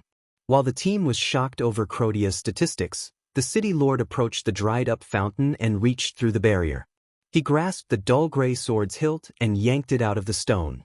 As Crodia removed the long sword from its prison, the blade's death energy began to flood into its surroundings. The thick cloud of black fog swept toward the team, and the players backed away. The black fog corroded everything it touched, and even the ground decayed, visibly darkening to a dull gray. "You may begin," Elvo's soft voice broke the silence as he gazed over Sherfong and the others. Chapter 2581, Fighting a Superior Mythic? Startled by Elvo's command, everyone fell silent again. "How are we supposed to beat that?" Kola muttered, watching the dark cloud of death energy envelop Crodia. Crodia's aura had already been strong enough, and with his statistics, their team wasn't even certain they could kill him. After taking hold of the dull gray longsword, however, the city lord's aura had grown even stronger, and his statistics had undergone a significant transformation. Crodia, Poison City's city lord. Undead, superior mythic, level 120 HP 5, 400 000 000/5, 400 000 000, just under 5.5 billion HP was simply absurd. He could recover 54 million HP every second with his battle recovery alone. That was more than 10 million HP per second. To make matters worse, now that Crodia held the dull gray sword, the weapon's death energy had formed a domain that enveloped a 30-yard radius around him. Even from outside the domain, Kola could sense how powerful that death energy was. All life within this domain rapidly decayed, crumbling to ash. Even the stone ground turned into sand before their eyes. The domain didn't contain even a trace of mana thither. They could easily imagine what would happen to players that stood within that dusky cloud of death. Hell Rush and the others were just as dumbfounded. None of them had ever thought Poison City's final boss would pull such a move. Monsters didn't normally use weapons or equipment, which meant they didn't receive item bonuses, relying on their own basic attributes. Even then, monsters presented a challenge. Now that Crodia had a weapon and his set of armor, how were they supposed to fight him? The system really isn't giving us any chance. Sherfong watched Crodia with a disheartened smile. Under normal circumstances, Shi Feng would have some confidence of defeating the city lord with his Ring of Gospel, but seeing Crotia now, he didn't have much hope of winning this battle. Within secret lands, players couldn't summon their personal guards, and the team's average level was still 5 levels lower than this boss. They might not even last through the boss's first phase, much less slay the undead. While the team members silently wondered how they should face this superior mythic monster, Blue Rainbow and Elder Gold turned deathly pale. Has something happened? Shi Feng asked when he saw the two dark players' strange expressions. Our guilds have just received reports stating that the Alliance Team Demon's Heart has killed the second boss on the Ancient Gods Tower's first floor. They're only 2 bosses away from clearing the first floor's trial and becoming the floor master, Blue Rainbow explained with a twisted frown. Thanks to their alliance with Zero Wing, both Dark Rhapsody and Deity Society were developing far faster than the Dark World's other powers. This was the reason that the Dark World's various powers and players didn't dare move against their guilds. However, that wouldn't be the case if Demon's Heart's team succeeded in activating the Ancient Gods Tower. Unlike Zero Wing, their guilds didn't have unstoppable NPC armies. If the Dark World's various powers and players decided to turn against their guild's members, only annihilation would await them. They've already started to raid the third boss? The news stunned Shi Feng. Raiding the Ancient Gods Tower was as difficult as raiding a level 100+, super large-scale team dungeon. The Dark World's players should have needed at least 10 to 15 days before they'd have a chance of conquering the first floor, yet within 3 short days, the Alliance Team Demon's Heart had already defeated the first 2 bosses. Their progress completely surpassed Shi Feng's expectations. What should we do now, Guild Leader Black Flame? At this rate, Demon's Heart's Alliance team will conquer the first floor within 2 or 3 more days. Elder Gold asked anxiously. They hadn't expected Demon's Heart to be this powerful. Logically, even with the clues Demon's Heart possessed, the Alliance team shouldn't have made such astounding progress. Conquering the Ancient Gods Tower's trials would require a large number of Tier 3 players and sufficiently powerful weapons and equipment. Worse yet, Dark Rhapsody and Deity Society's main force members were stuck in Poison City. Even if they somehow managed to defeat Crotia, catching up to the Alliance team was unlikely. We have no choice, we have to try, Shi Feng declared, turning to the city lord. Do you have a plan, guild leader? Aqua Rose asked. Their team only had a little over 700 players. Every member would need to deal at least 15,000 damage per second just to overcome Crotia's battle recovery. However, they were facing a superior mythic. Even under normal circumstances, Tier 3 experts, who hadn't unlocked their mana body's full potential, would only deal a little over -10,000 damage per second to this boss. Since Crotia had grown even stronger with the Grey Longsword in hand, they'd likely deal even less damage. Even factoring in Shi Feng and the several other players that had fully unlocked their mana bodies, they wouldn't have enough total damage per second to defeat the city lord. Mitchum, this boss has a weakness we can take advantage of, but I don't know if we'll succeed or not, Shi Feng said, nodding. Shi Feng usually wouldn't be in such a hurry to fight Crotia. Rather, he'd help his team continue their grind in Poison City first. The Crimson-Eyed Sword Saint had only demanded that they defeat the city lord. He had said nothing about slaying Crotia immediately. They should be able to roam the city and increase their strength. However, Shi Feng did not have that luxury right now. Demon's Heart was moving faster than he had expected. If they couldn't kill Crotia quickly and allowed Demon's Heart to occupy the Ancient Gods Tower, only Dark Rhapsody and Deity Society would be at a disadvantage. Naturally, this was very bad news for Zero Wing too. Shi Feng had been able to rely on the teleportation gate to drastically restrict the number of dark players moving to the main continent. Without that restriction, however, the Dark World's residents could do whatever they wanted outside of Cold Spring Forest. This was exactly why he had wanted to control the teleportation gate. He only had 1 night division, and there was a limit to the territories he could protect. Shi Feng turned toward his team and began assigning tasks. Cola would remain close to the boss, while the rest of the team would hide in the city's alleyways. Melee players would set up all kinds of traps, and ranged players would attack from the rooftops of various buildings. Remember, everyone. Only 100 players can be within 200 yards of the boss at any point. All melee players must stay away from Crodia. Healers, focus on the MT tanking the boss. Damage dealers just attack at will. MTs, switch positions once you've accumulated 3 stacks of death energy. Feng reminded his team once everyone was in position. If there aren't any problems, let's start the raid. Normally, they'd need a 1,000-man, Tier 3 team to raid Poison City's final boss, but when they had fewer than that, they could take the City Lord on in 100-man teams. By doing so, they'd lower the boss's HP to a minimum. In exchange, the 100-man teams would face more stringent requirements. With most of the team members not being able to fulfill those requirements, they'd have higher chances of success raiding this boss with 100-man teams. Upon hearing Feng's command, Cola charged at Crodia. Everyone on the team was stupefied the instant Cola moved within 200 yards of the City Lord. The boss's maximum HP dropped to just 1 billion, falling by more than half. However, the team now had a different problem. Rather than 700-plus players attacking a boss with 4 billion HP, they had to face a boss with 1 billion HP with no more than 100 players at a time. The raid difficulty had increased, not decreased. Suddenly, Crodia appeared before Cola with so much speed that not even the peak experts had time to react. The City Lord swung his long sword at Cola, the weapon leaving a black spatial tear in its wake.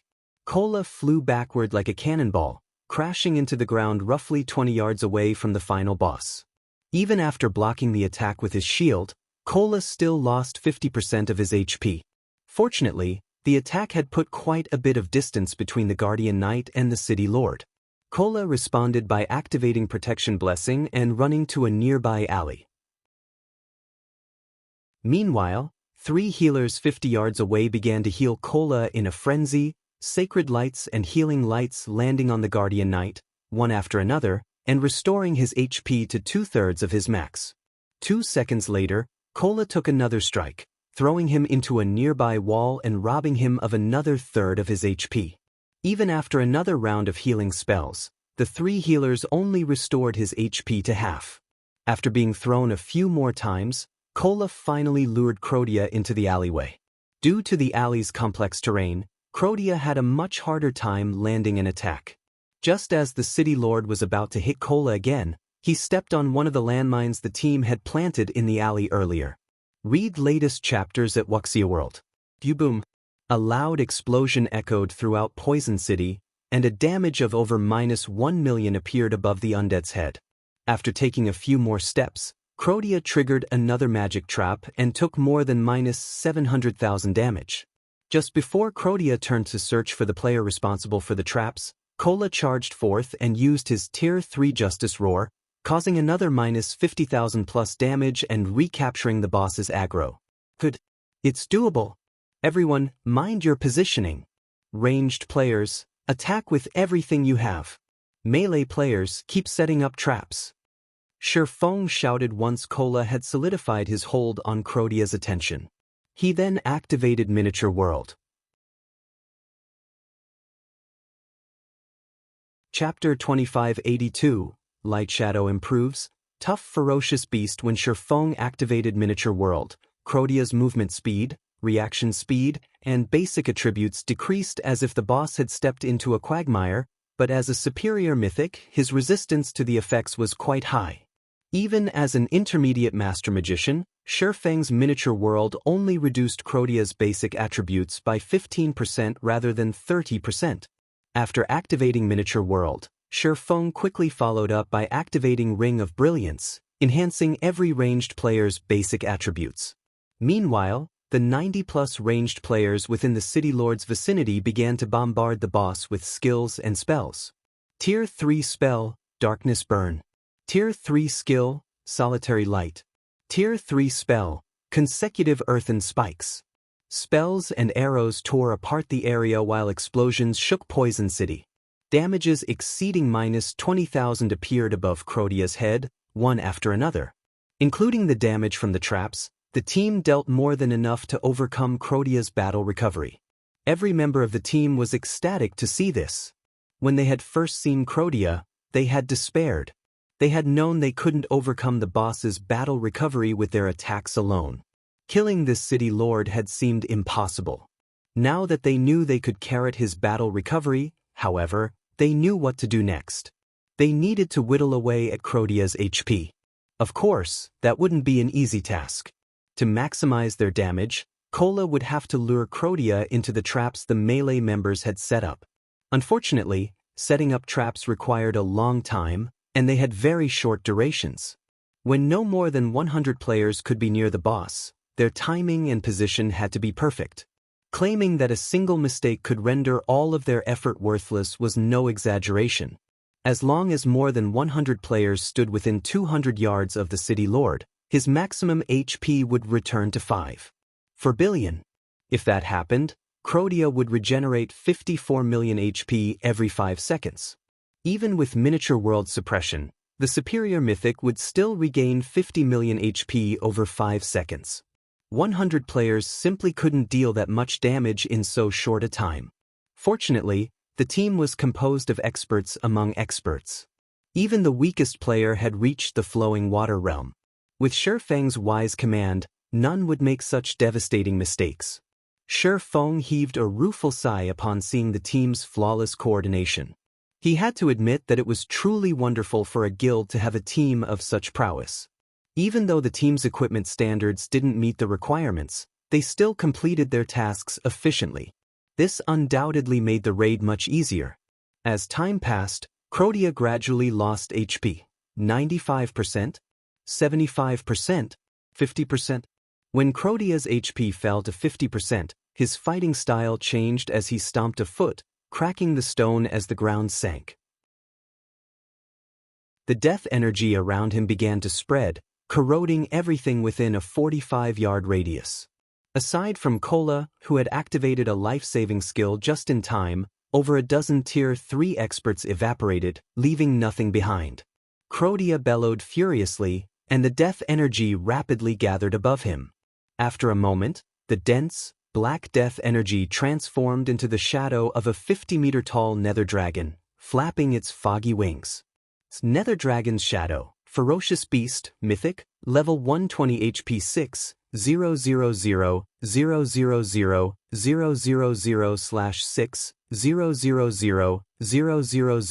000 000 000. How is that possible? Everyone cursed aloud when they saw the Nether Dragon's shadow. They had never thought that the boss monster could actually summon another boss. Ferocious beasts weren't like wild or demonic beasts. Their very existence was akin to a natural disaster. Some ferocious beasts were even stronger than dragons. While the Nether Dragon's shadow before them might not be as powerful as a true dragon, it was more than enough to instill despair. Crodia alone was almost too much for them to handle. Now, they had to take on 2 bosses of Crodia's caliber with just 100 players. This was a joke. Crodia had grown considerably weaker after summoning the Nether Dragon's shadow, but he still wasn't an easy opponent. The Nether Dragon's shadow descended and slammed a clawed foot into a nearby building, shattering the structure and leaving a black hole in its place. The Tier 3 elementalist positioned on the building had tried to use Blink, but he had still died in the attack. Not good. This boss's attacks have the spatial imprisonment effect. Hell Rush, who saw this from afar, grimly shouted.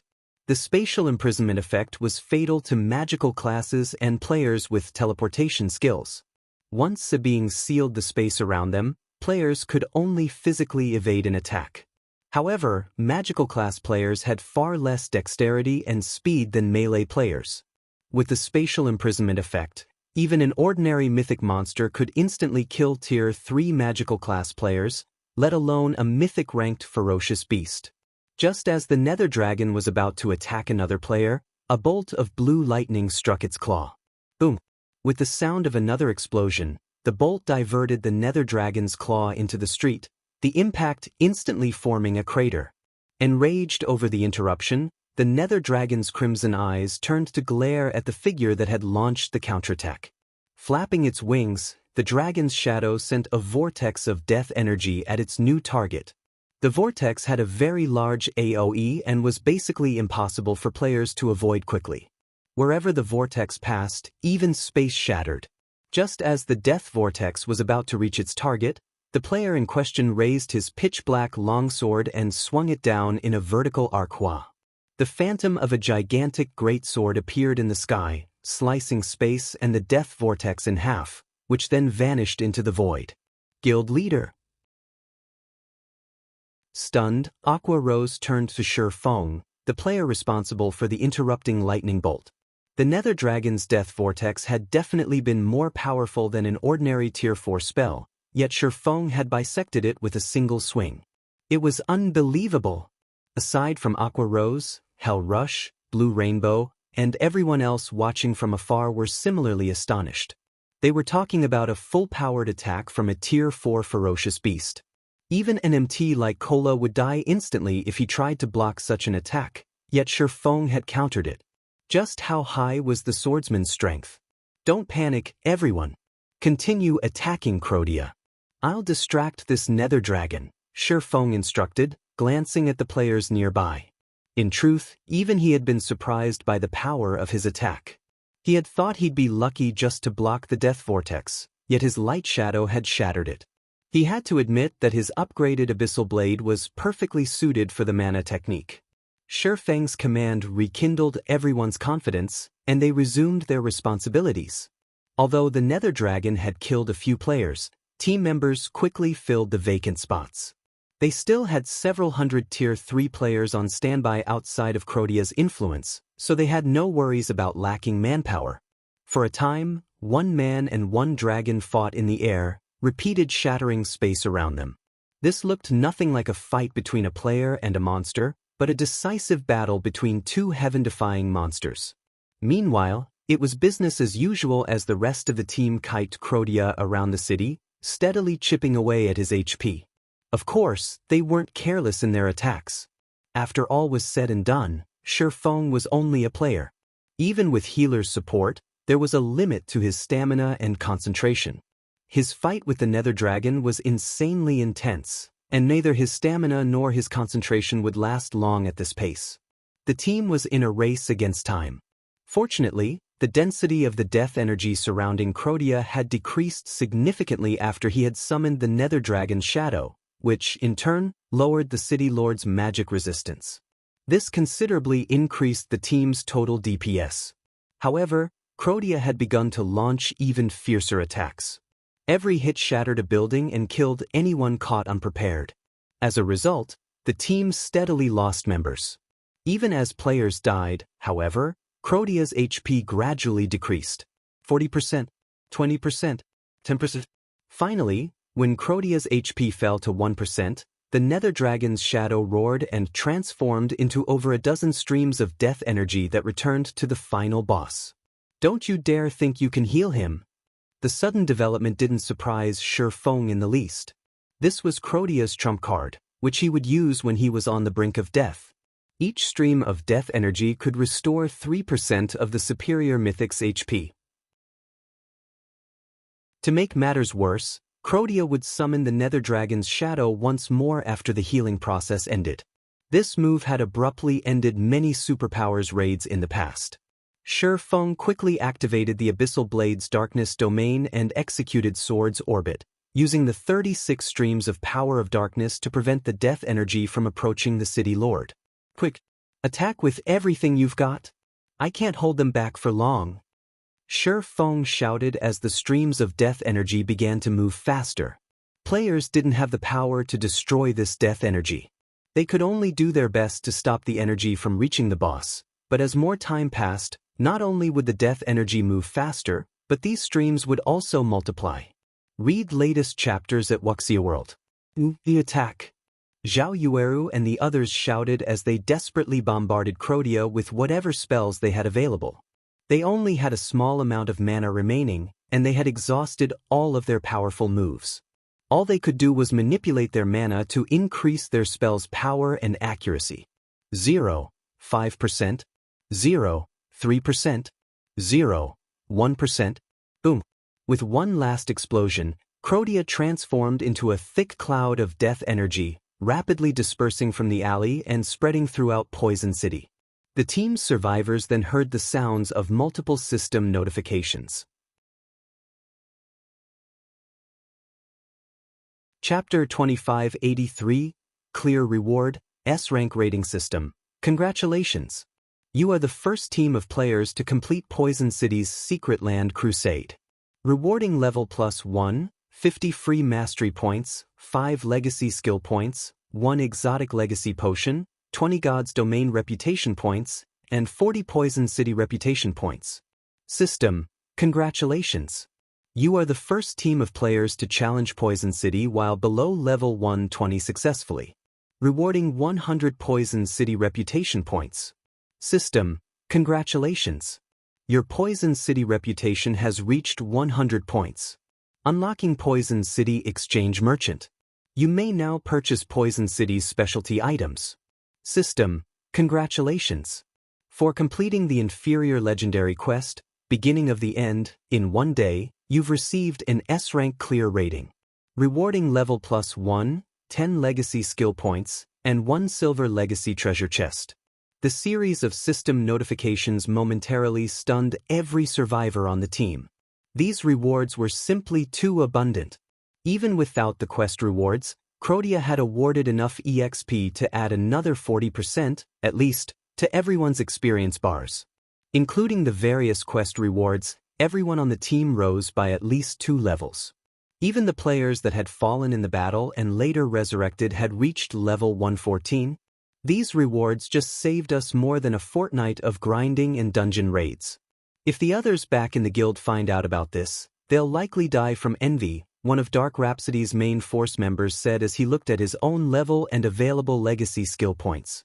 Even the various superpowers peak experts would be lucky to reach level 110 by this stage of the game. Yet the lowest leveled player among Dark Rhapsody's main force members had reached level 114, with many already at 115. In other words, they were one minor threshold ahead of the various superpowers peak experts. While a gap of 5 levels might not seem like much, it was massive after factoring in the difference in equipment and weapons. Furthermore, level 115 players could equip level 120 items. Aside from the significant increase in levels, the team members were elated when they saw how many legacy skill points they had earned. With 15 legacy skill points, they could learn a new Tier 3 legacy skill, which would elevate their combat power to a whole new level. That's nothing. Take a look at the exotic legacy potion and silver legacy treasure chest. Now those are truly amazing. A level 115, Tier 3 Dark Shield Warrior exclaimed as he pulled an ink-black potion and silver chest from his bag. When the rest of the team examined the 2 items' descriptions, an uproar swept through the team. Exotic Legacy Potion, Grandmaster Potion, Consumable, grants user guidance for 1 hour in unlocking the mana body or gaining mana control. Limit 1 per player. Silver Legacy Treasure Chest. Players have a high chance of obtaining a top-tier weapon or equipment piece catered to their class and level, a small chance of obtaining a Tier 3 skill or spell book catered to their class, a very small chance of obtaining a piece of epic equipment, and a minute chance of obtaining a unique legacy or legacy weapon catered to their class upon opening this chest. Time limit, 1 natural day. All of God's Domain's Tier 3 players dreamed of unlocking their mana body's full potential and gaining more mana control, but accomplishing either of these tasks was incredibly difficult.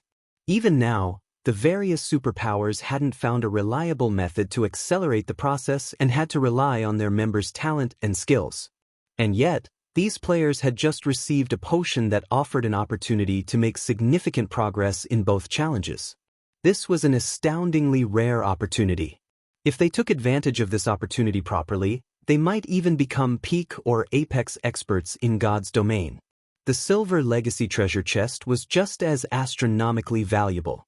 Even with crappy luck, the worst item they would obtain was a top-tier weapon or equipment piece suited for their classes and levels.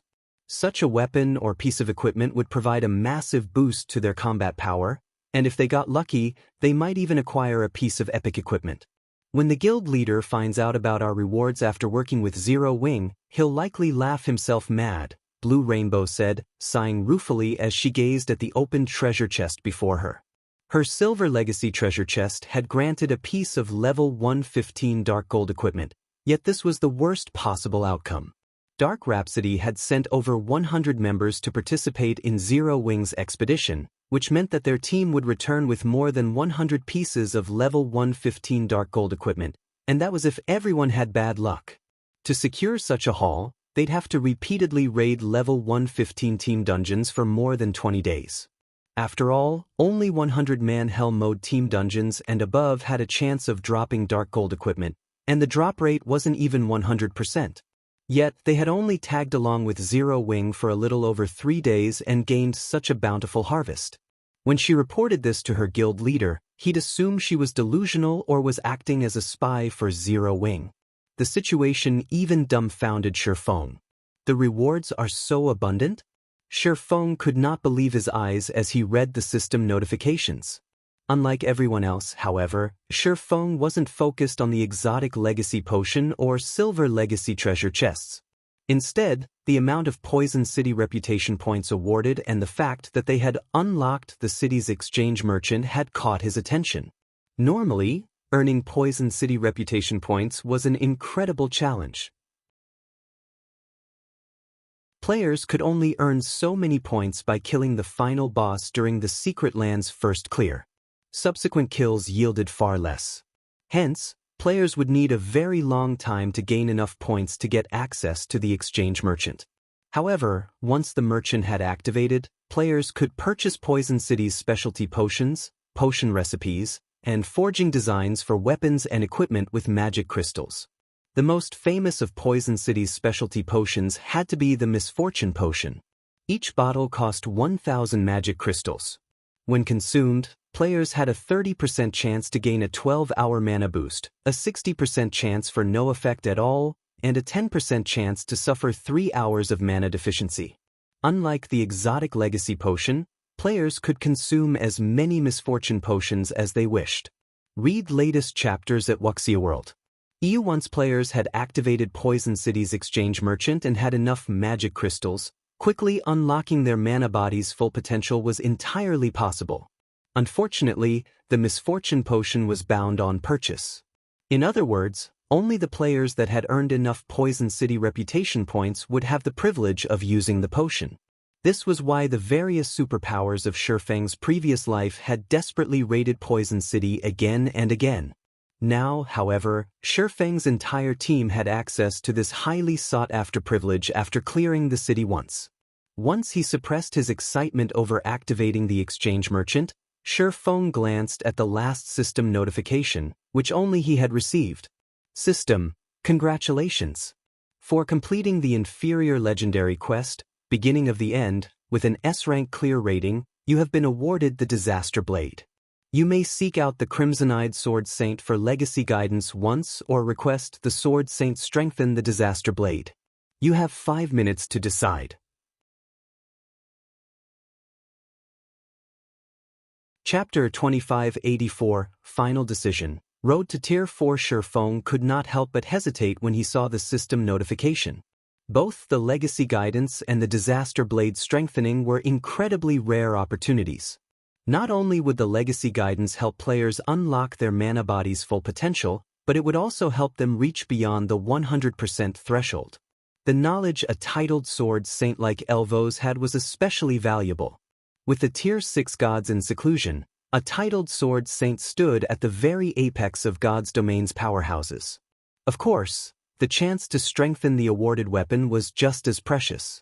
This opportunity involved imbuing one's mana in a weapon, granting the weapon a portion of their abilities. This wouldn't change any of the weapon's attributes, but the weapon's power and skill effects would receive a considerable boost. This could even grant the weapon hidden effects. If a titled Sword Saint imbued an epic weapon like the Disaster Blade with his mana, the weapon would be able to rival fragmented legendary weapons. Even the various superpowers experts would consider such a weapon godly. They'd essentially be able to use it for their entire careers in God's domain. The weapon's level limitation wouldn't be a concern either. It was possible to raise a level 100 plus epic weapon or equipment piece's maximum level through certain means, although it would be more costly with a level 100 plus epic weapon. However, if one could continue to use an epic weapon that rivaled fragmented legendary rank, the cost would be worthwhile. While Shi Feng hesitated, he heard the sound of another system notification. System, you have 1 minute remaining. If you fail to make a decision before the time limit has ended, both options will be considered abandoned. With so little time remaining, Shi Feng gritted his teeth and approached Elvos. Esteemed Sword Saint, I hope to obtain your legacy guidance, Shi Feng earnestly declared. Are you certain? You have already unlocked your mana body, and based on how you accomplished that feat, you must have received legacy guidance from another powerhouse. I doubt my guidance will be of any significant help to you. In contrast, strengthening the Disaster Blade will certainly increase your strength, Elvos calmly informed Shi Feng. I am certain, my lord, Shi Feng replied, nodding. While he had unlocked his mana body's full potential, 100% wasn't enough for his future goals. He'd only reach greater heights by surpassing that threshold. Every powerhouse trod a different path, and obtaining more legacy guidance would definitely help him break past the 100% threshold. Most importantly, opportunities to receive legacy guidance were incredibly rare. If he missed this chance, he might never find another. Even after learning from the Heavenly Blue Saint's legacy guidance, he had only unlocked his mana body's full potential after combining what he had learned with the God's Heart's effects. Naturally, crossing the 100% threshold was far more difficult than reaching it. If he had to do so on his own, it would take ages before he made a breakthrough. He might never actually succeed. He had an epic-ranked mana body, and going beyond 100% at that rank would be much harder than it would be with lower ranks. If he did not have enough help, his chances of making a breakthrough were minuscule at best, even with the help of a God's Heart. Thus, he had no choice. Strengthening the Disaster Blade would give him immediate access to a pseudo-fragmented legendary weapon and boost his combat power, but the Disaster Blade was a fragment of Solomon's sword. Once he found 5 sword fragments, he would have to combine them to reproduce Solomon's sword, which would render the strengthening useless. Moreover, Shi Feng now had the fragmented legendary ranked Abyssal Blade. He no longer lagged behind others when it came to weapon standards. More importantly, Tier 3 wasn't the end for true experts, only a transition. Reaching Tier 4 was a far better option than obtaining another fragmented legendary item. As players reached higher levels, the strength differences between tiers would only grow. Sooner or later, the gap would grow so large that not even 1 or 2 fragmented legendary items would make a difference.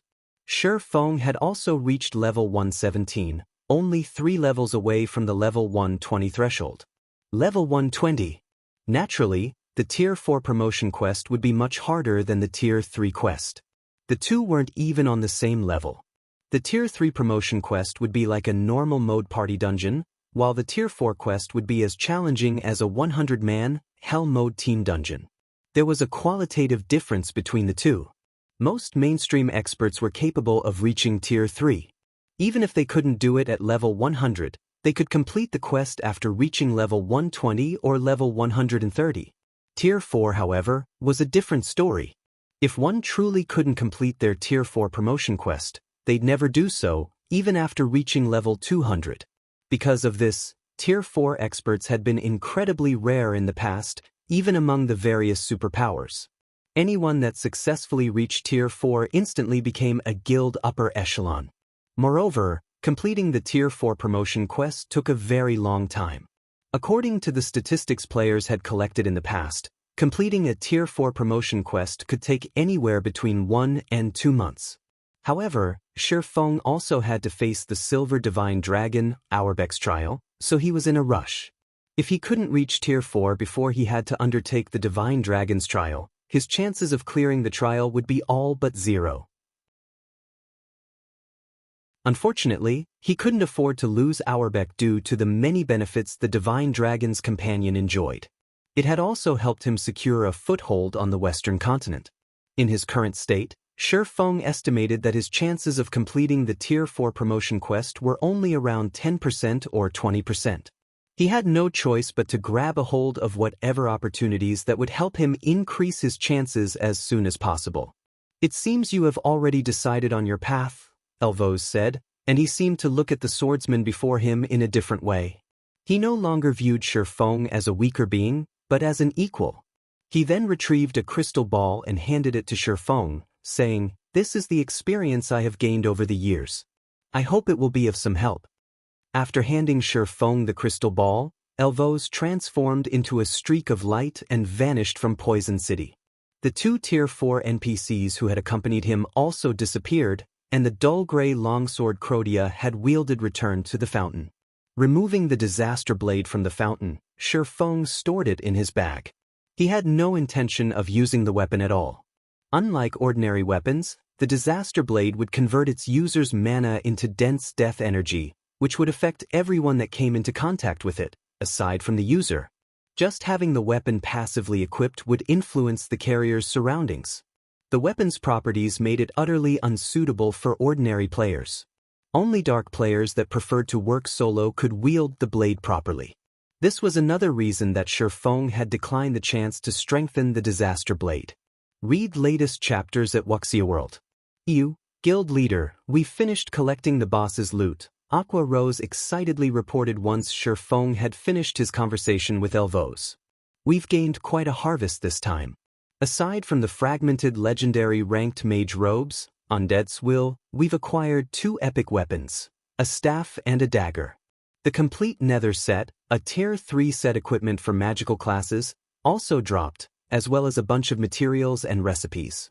According to your instructions, we held an internal auction for the epic weapons. Blue Frost won the staff, while Flying Shadow won the dagger. What should we do with the Undead's Will and tier 3 set equipment?" "Give the Undead's Will to Blue Frost. He still has to command the situation in the Dark Denver. It'll make things easier for him when he has to stand up against the various superpowers," Shifeng said after giving the matter some thought. Before Shifeng and Aqua Rose could continue their conversation, though, Dark Rhapsody's Blue Rainbow approached Shifeng. Worried, she informed him, "Guild leader Black Flame, I've just received a report stating that Demon's Heart's Alliance team has reached the first floor's 3rd boss and begun the raid. By the looks of it, they have a very high chance of taking it down. The Ancient Gods Tower's 1st floor had 4 bosses in total. If Demon's Heart's Alliance managed to defeat the 3rd boss, they were almost guaranteed to defeat the final boss as well. Their raiding speed is astonishing." Shifeng was similarly surprised to hear this. Each of the Ancient Gods Tower's floors was as large as a small resource map. Finding the bosses wasn't easy. However, Shifeng chuckled and assured her, "Fortunately, we've completed our task here. It's time we return."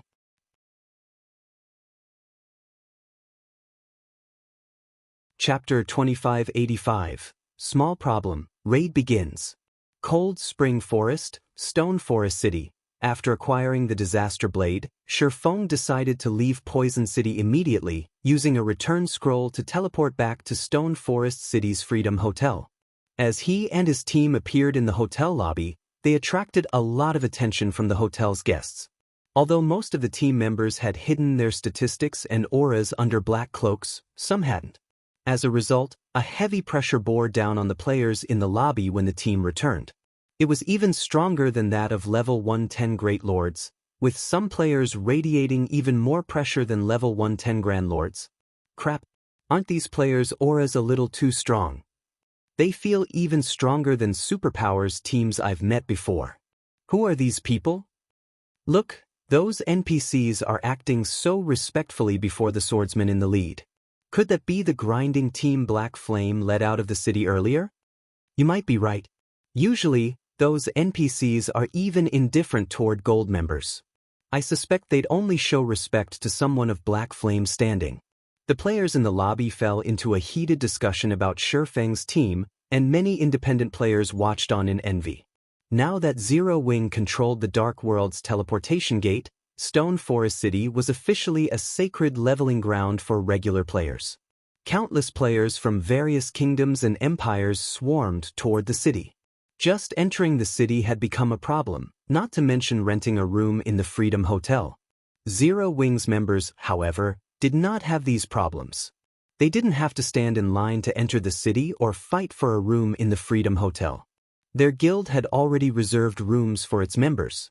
Moreover, Zero Wings normal members received a 40% discount if paid for their rooms with GCPs, while core members received a 50% discount. These were the reasons that more players constantly sought to join the guild. And to ensure that the guild could continue its normal operations while providing the same benefits, Zero Wing had further increased the recruitment requirements. Countless players regretted not joining sooner. Meanwhile, it wasn't long after Shifeng's team had returned that the various powers within the city heard about it. Black Flame's finally back? Dawn Dominance, who had concealed himself with a black cloak and rested in one of the Freedom Hotel's rooms, sneered as he read the latest report from his subordinate. It seems he's increased the Combat Power Dark Rhapsody and Deity Society's members by quite a bit. It's a pity that he's too late. Demon's Heart's team has almost pinpointed the third boss's weaknesses. It's only a matter of time before they defeat it and move on to the final boss. Guild leader, Flaming Light, has reported that those people are now in Cold Spring Forest. Should we leave? A level 109, Tier 3 Elementalist asked from beside Dawn Dominance. Good. Yes, we'll head over immediately. I want to see just what kind of powerful individuals Flaming Light has invited to declare that he can help world domination take control of the Dark World, Dawn Dominance said, nodding. Following which, Dawn Dominance left Stone Forest City with his subordinates, making his way to Cold Spring Forest's outer region. At the same time, the various superpowers operating secretly in Stone Forest City only snickered at Shifeng's return. So what if Zero Wing controlled the Dark World's teleportation gate? In the end, the Dark World's players would still reach the main continent in droves, and now that Zero Wing was their enemy, the guild would suffer once they arrived. Nowhere would be safe for Zero Wing's members outside of Cold Spring Forest. Upon his return, Shifeng instructed the NPC manager to arrange an advanced lounge for the team to rest. Guild leader Black Flame, Demon's Heart has already begun to raid the third boss, yet you want to rest here? Blue Rainbow anxiously complained. Although they were fatigued from their trip to Poison City, players would recover a significant fraction of their stamina and concentration when they leveled up. After that final boss, they had all leveled twice, so the team was in relatively good condition. They were more than capable of starting their raid in the Ancient God's Tower. Yet, Shifeng had told them to rest for now, almost as if he were afraid that Demon's Heart didn't have a strong enough lead. No. Your stamina and concentration might be fine, but the Secret Land's death energy is still corroding your bodies. The Ancient God's Tower also has powerful foreign energy. On the off chance that these energies cause too much damage before you clear the trial, all of your efforts will go to waste. It'd be better to rest here for a while, rather than take such a risk. You can use the time to drink the exotic legacy potions you've obtained as well, Shifeng said, shaking his head. But the time? Shifeng's insistence did nothing to calm Blue Rainbow's worries. The future of their two guilds was at risk. If Demon's Heart's alliance captured the first floor before they could, their guilds wouldn't survive in the Dark World for long. I doubt there will be any issues if you take full advantage of that potion, Shifeng said, chuckling. Neither the dropped weapons and equipment nor the awarded legacy skill points were the team's greatest reward. Instead, it was the exotic legacy potions. When players normally slew Poison City's bosses, each boss only dropped 1 or 2 exotic legacy potions. Furthermore, those bosses only respawned after 3 days. Knowing this, it was easy to imagine how valuable the potions were. However, because the team had completed the inferior legendary quest, every member had been awarded 1 bottle. Although a single exotic legacy potion might not help someone fully unlock their mana body, in combination with the Freedom Hotel's astounding environment, it would help these players unlock a sizable percentage. That percentage alone would grant a massive boost to their combat power since it tremendously improved their skills and spells power. However, Shifeng's advice confused Blue Rainbow and Elder Gold. What did he mean by, take full advantage? Of course, he had a point. While their consecutive leveling had cleansed them of a portion of the foreign energy, much still remained.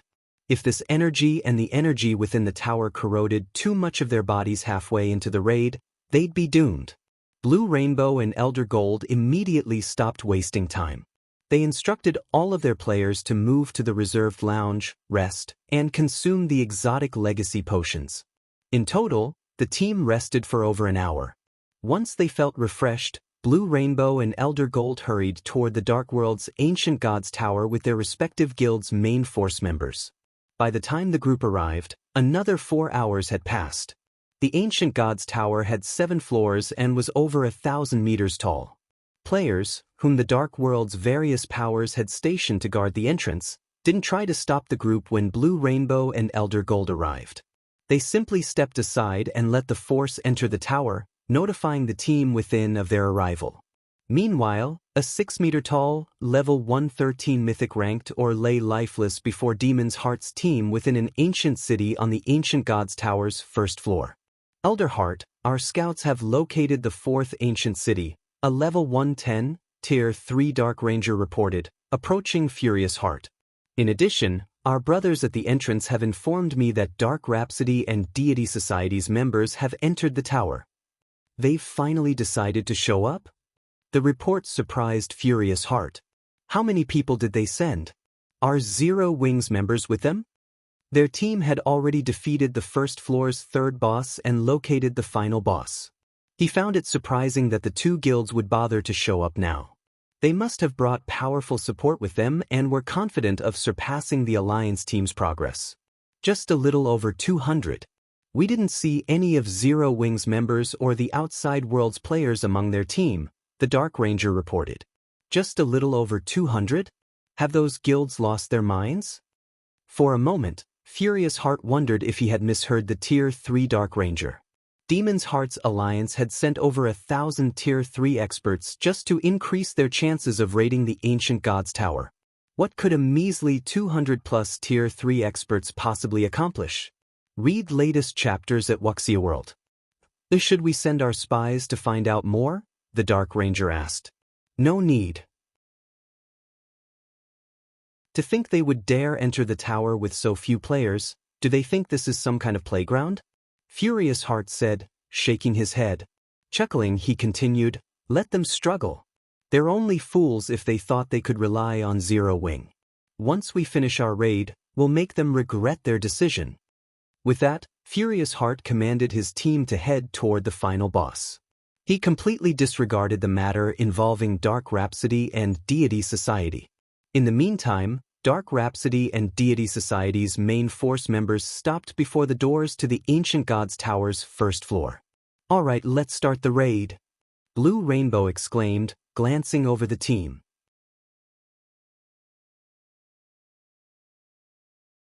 Chapter 2586, Surpassing Logic, Ancient Gods Tower Unlocked Dark World, Ancient Gods Tower.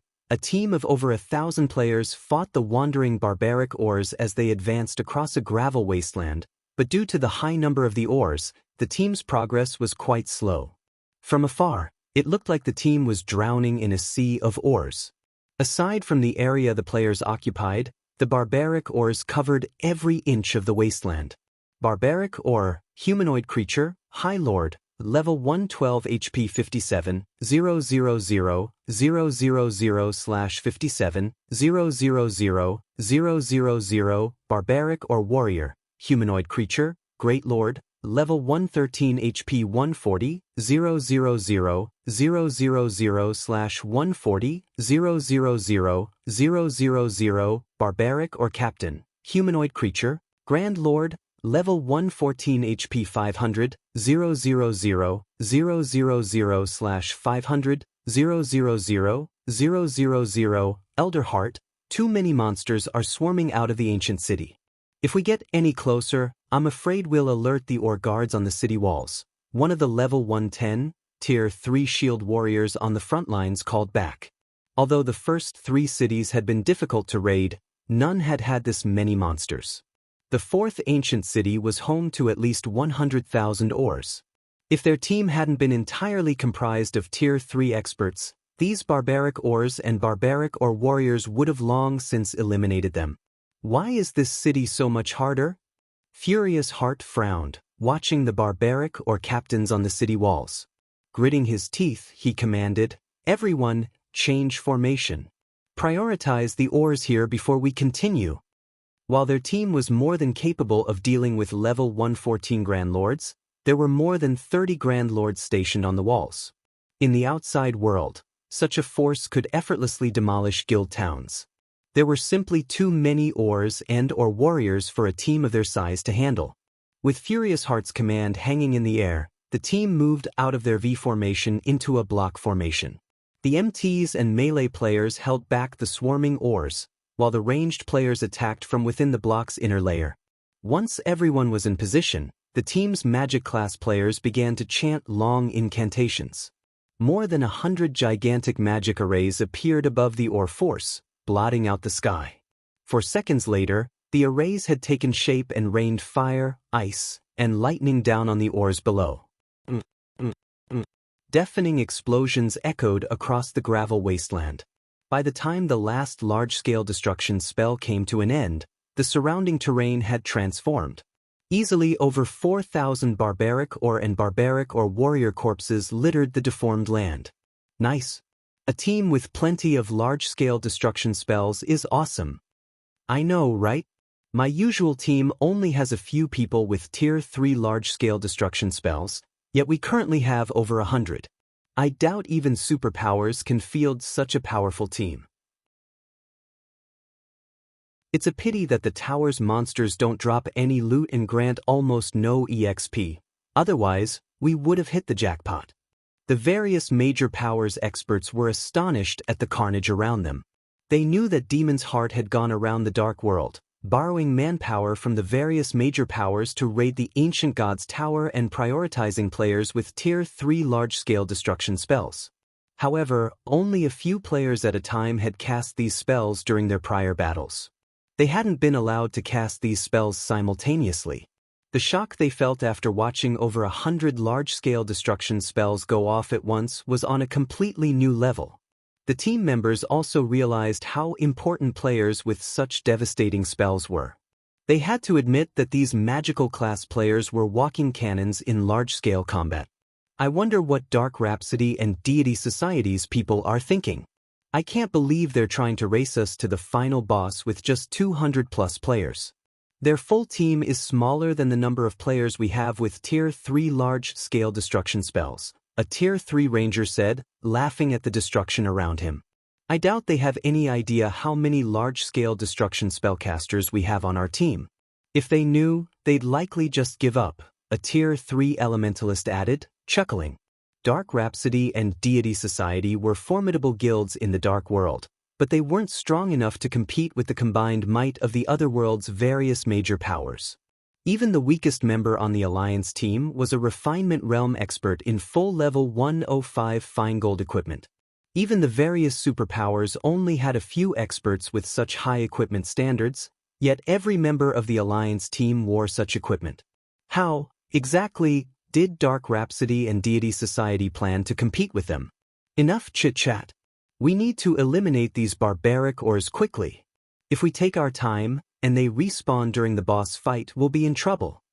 Furious Heart shouted, chuckling. He hadn't been worried about the two guilds' attempt to raid the Ancient God's Tower since the very beginning.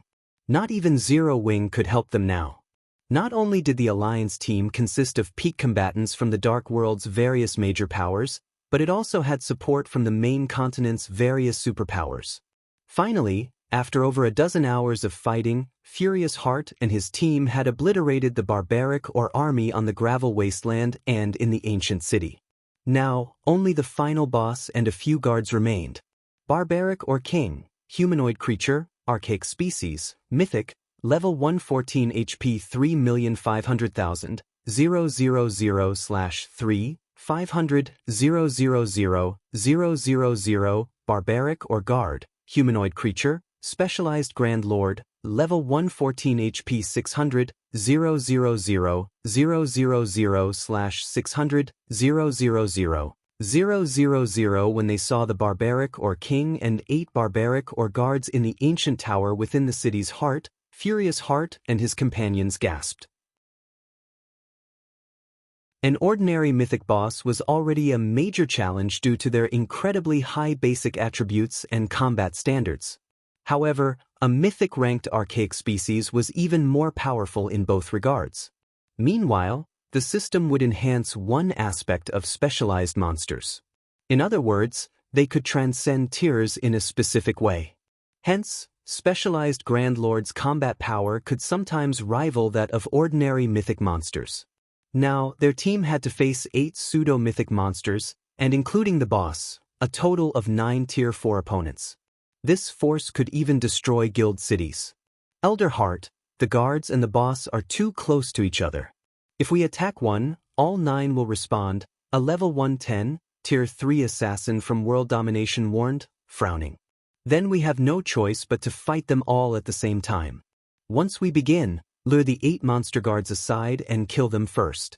We'll focus on the boss afterward, Furious Heart decided after giving the matter some thought. His teammates nodded when they heard his plan.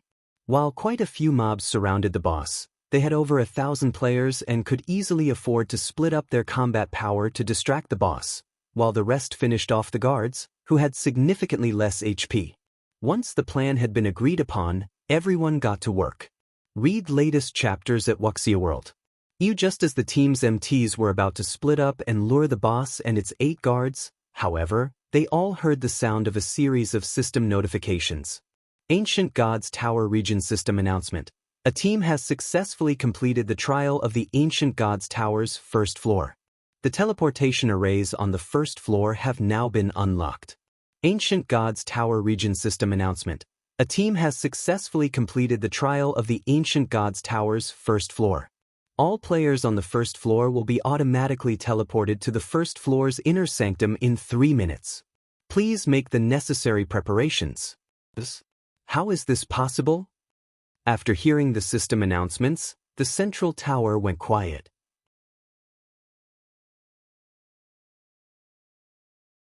Chapter 2587, One Step Ahead?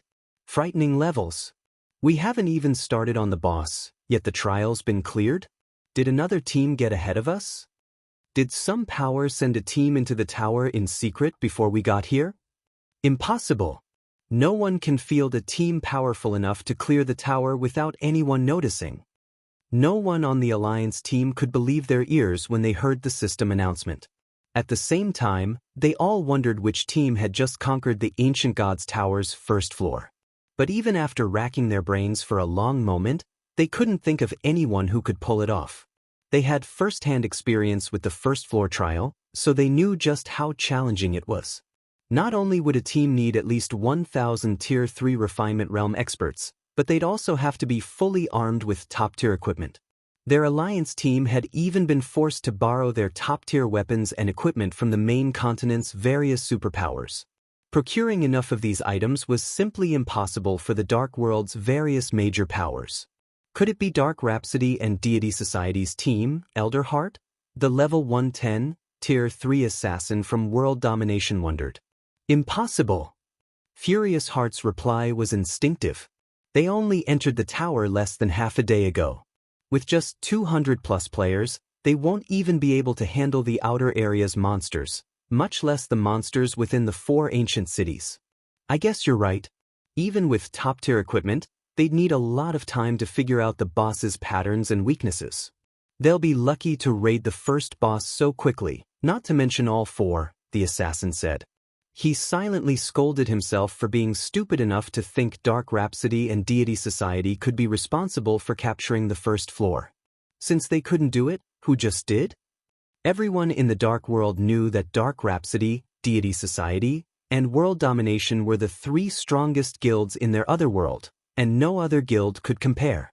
Hence, he found it hard to imagine that some hidden power, capable of accomplishing such a feat, existed. I don't know who foiled our plans, but it's fine as long as it wasn't Dark Rhapsody or Deity Society, Furious Heart commented after taking a moment to calm his rage. We'll figure out who they are when the system teleports us to the inner sanctum. The appearance of a third faction certainly surprised Furious Heart, but it wasn't something to make a fuss over. Plenty of major corporations had invested in God's domain, and there were bound to be some who secretly developed their powers, waiting for an opportunity to shine. That was, after all, Demon's Heart's situation. This wasn't the worst possible outcome. With how much influence Demon's Heart and the various superpowers possessed, they weren't afraid that this third faction wouldn't cooperate. Rather, allying with them would be the wisest move this faction could make. The other powers members nodded in agreement. Their team represented the majority of the Dark World's major powers. Refusing to cooperate would be tantamount to suicide. The Ancient Gods Tower wasn't the only way out of the Dark World, and players could contest for its ruling rights once a month. The easiest way to determine the tower's new owner once that month was up was to host a battle between players, not a simple contest of who could raid the tower the fastest. Shortly after Furious Heart fell silent, a teleportation array appeared under everyone's feet, sending all of them to the tower's inner sanctum. Ancient Gods Tower, first floor Central Hall. A flash of white light filled the Central Hall's plaza as all players on the first floor teleported in. The first floor Central Hall was roughly the size of 3 sports stadiums. Aside from the stone golems that maintained security, the hall contained a large number of hotels, restaurants, and shops. This place could easily accommodate 100,000 players. Quick, find those people! Furious Heart commanded as soon as he arrived. Although getting a clear view of the plaza with a glance was possible, they couldn't do anything to stop the third faction's members from fleeing. Players weren't allowed to fight within the Ancient Gods Tower's inner sanctum, and players could freely use return scrolls in this area. However, the Alliance team members were stunned by what they found in their search for the mysterious third faction. Aside from Dark Rhapsody and Deity Society's 200+ members and themselves, the plaza was empty. Where are they? Furious Heart also looked around, confused. Have they already escaped? Impossible. Everyone teleported at the same time. Even if they used return scrolls the moment they arrived, we should have still seen them. While Furious Heart and his team frantically searched for this third faction, 2 figures approached them. However, Furious Heart and the others instinctively ignored them. The 2 figures were none other than Dark Rhapsody's Blue Rainbow and Deity Society's Elder Gold. Long time, no see, Elder Heart. Blue Rainbow greeted Furious Heart as she walked up to him. Long time no see? If I recall, we met only a few days ago, Furious Heart rudely responded. He had visited the 2 guilds personally to persuade them to join with Demon's Heart. Blue Rainbow had received him when he visited Dark Rhapsody, but both guilds had foolishly and definitively refused Demon's Heart's goodwill, siding with Zero Wing instead. Furious Heart didn't doubt that these 2 were here to ridicule the Alliance team for failing to capture the Ancient Gods Tower's first floor. Is such behavior necessary, Elder Heart? I am only here to pass on a message from Guild Leader Black Flame, Blue Rainbow said, unfazed by man's attitude. Relay a message? I hadn't realized that Dark Rhapsody's honorary elder had become Zero Wing's errand girl. The world really has changed, Furious Heart said, sneering. That's right, the world has changed. Some people just refuse to acknowledge it, Blue Rainbow responded, not angered in the least by Furious Heart's provocation. Chuckling, she continued, Guild Leader Black Flame's message is simple. Develop yourselves quietly, and don't cause unnecessary trouble. If you refuse, there will be consequences. Consequences? With just Zero Wing's strength? Demon's Heart's foundation and strength are leagues beyond what Zero Wing can imagine. Furious Heart growled disdainfully. While I admit that we failed to secure the first floor's first clear, can't the same be said of you? The same of us? The question surprised Blue Rainbow. After a moment, she simply shook her head before turning and leaving without another word. Elder Gold, who had stood beside her, just chuckled before he walked off. What are you laughing about? Furious Heart bellowed after the older man. Read latest chapters at Wuxia World. He didn't receive a reply, however, and in the next moment, Dark Rhapsody and Deity Society's members pulled return scrolls from their bag as they prepared to leave the Ancient Gods Tower. Just as Furious Heart was about to say something else, he heard a voice. Something's not right, Elder Heart. Look at their levels. The assassin from World Domination exclaimed. Everyone from the Alliance team turned to examine the other players' levels, and what they saw left them utterly flabbergasted. Level 115. How is that possible?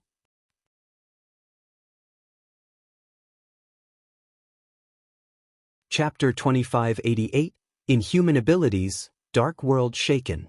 Furious Heart was dumbfounded at the levels of Blue Rainbow and the others. Even the peak experts of God's domain had only reached level 110 and were still a far cry from level 111. Nevertheless, the majority of Dark Rhapsody's and Deity Society's members present here were at level 115 already, with even the lowest leveled player among them at level 114. How are their levels so high? What did Zero Wing do? Furious Heart's eyes were wide with astonishment as he gaped at Blue Rainbow and Elder Gold. Furious Heart had personally met Blue Rainbow and Elder Gold just a few days ago. Back then, both of them were only at level 109. Now, in less than a week, they had actually leveled up 6 times and reached level 115. The only explanation Furious Heart could think of for this situation was the expedition Dark Rhapsody's and Deity Society's main force members had gone on with Zero Wing. However, no matter how he cudgeled his brains, he simply couldn't figure out how Zero Wing could fast-track the 2 guilds' main force members leveling that much. Past level 100, leveling up became incredibly difficult. Even Tier 3 experts would need 2 or 3 consecutive days of relentless grinding to level up once. However, the 2 guilds' main force members had disappeared for just a little more than 3 days, yet every one of them had gained around 5 or 6 levels, which meant they leveled up nearly twice a day. Even a super guild mobilizing all of its available strength to help just one individual level up couldn't accomplish such a feat. Zero Wing, on the other hand, had done so for more than 200 players. Just what kind of resources and manpower would such a feat entail? Elder Heart, look at their equipment, the Tier 3 assassin from World Domination said, pointing at the gear of Dark Rhapsody's and Deity Society's members. When Furious Heart did as the assassin suggested, he gasped in shock. Am I dreaming? Furious Heart muttered. Previously, his attention had been fully occupied with searching for the supposed third faction that had captured the ancient god's tower, hence, he had instinctively ignored the members of Dark Rhapsody and Deity Society. However, after scrutinizing the 2 guilds' members, he noticed that the majority of them wore secret silver equipment mixed in with some fine gold and dark gold equipment. In terms of rank, the 2 guilds' members' equipment couldn't even compete against that of the Alliance team members, who were fully geared in fine gold equipment. However, Furious Heart still felt an incredibly powerful pressure coming from the 2 guilds' members. Logically, this shouldn't be possible even with a 5-level disparity. The only explanation Furious Heart could think of for this situation was that the 2 guilds' members boasted level 115 plus weapons and equipment. In terms of basic attributes, level 110 secret silver equipment was roughly equal with level 105 fine gold equipment. Meanwhile, although players would gain some basic attributes from leveling up 5 times, the increase wouldn't rest carrot in a huge gap in basic attributes. At the very least, there needed to be a 1-rank difference for such a disparity to exist. Hence, the only logical explanation was that the secret silver equipment Dark Rhapsody and Deity Society's members were using was level 115. Currently, level 110 equipment was incredibly rare even for the various superpowers, while level 115 equipment was something nobody dared to dream of obtaining right now. After all, obtaining level 115 equipment required killing level 115 plus monsters. And generally, only monsters at the Great Lord rank or above had a chance of dropping secret silver equipment. Meanwhile, all 200 plus members of Dark Rhapsody and Deity Society's team were fully geared in level 115 secret silver equipment or better. This was simply ridiculous. Guild leader, it seems we really made the wrong choice. The level 110 assassin from World Domination could not help a bitter smile as he gazed at Blue Rainbow and the others. A third faction capturing the ancient god's tower? That was merely their arbitrary wish. In reality, the ones responsible for capturing the ancient god's tower were none other than the joint team of Dark Rhapsody and Deity Society. However, the only reason why the 2 guilds succeeded was Zero Wing's help. Meanwhile, just because of Zero Wing's help, Dark Rhapsody and Deity Society had gone from being inferior to world domination to surpassing world domination by a large margin. In fact, Dark Rhapsody and Deity Society were now at a level where world domination could only look up to them in awe. With the two guilds having captured the Ancient Gods Tower, it was already obvious that they would experience tremendous development in the Dark World. In the future, the two guilds would definitely become the rulers of the Dark World. Meanwhile, after their conquest of the Ancient Gods Tower, Blue Rainbow and Elder Gold did not place any more attention on the tower, making their way back to their respective headquarters to rest instead. After all, they didn't need to manage the tower. Currently, the only option the Dark World's various powers and players had to leave the Dark World was the teleportation gate connected to Cold Spring Forest. As for using the Ancient Gods Tower's teleportation arrays, that would simply be a waste of time and resources. After all, they would first have to transit through another otherworld to get to the main continent.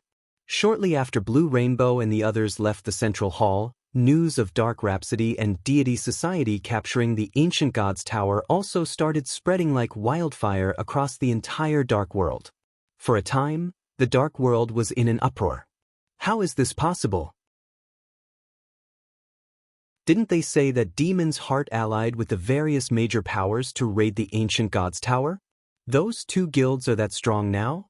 Dark Rhapsody and Deity Society actually took control of the Ancient Gods Tower. With this, it seems that everyone in the Dark World will have to listen to those two guilds. Seeing as not many people are joining those two guilds now, let's use this opportunity to join them quickly, while we can still do so easily. At the news of Dark Rhapsody and Deity Society's achievement, some players celebrated while others felt disappointed. Nobody had ever entertained the thought of such an outcome. The alliance that Demon's Heart formed with the Dark World's various major powers had actually suffered defeat. This outcome solidified Dark Rhapsody and Deity Society's position as the top two guilds of the Dark World. Now, the dissatisfaction of the Dark World's many players no longer mattered. Nobody would be able to stop the two guilds' development. Trying to do so would simply be suicide. After all, the two guilds could easily prevent their enemies from ever setting foot outside the Dark World.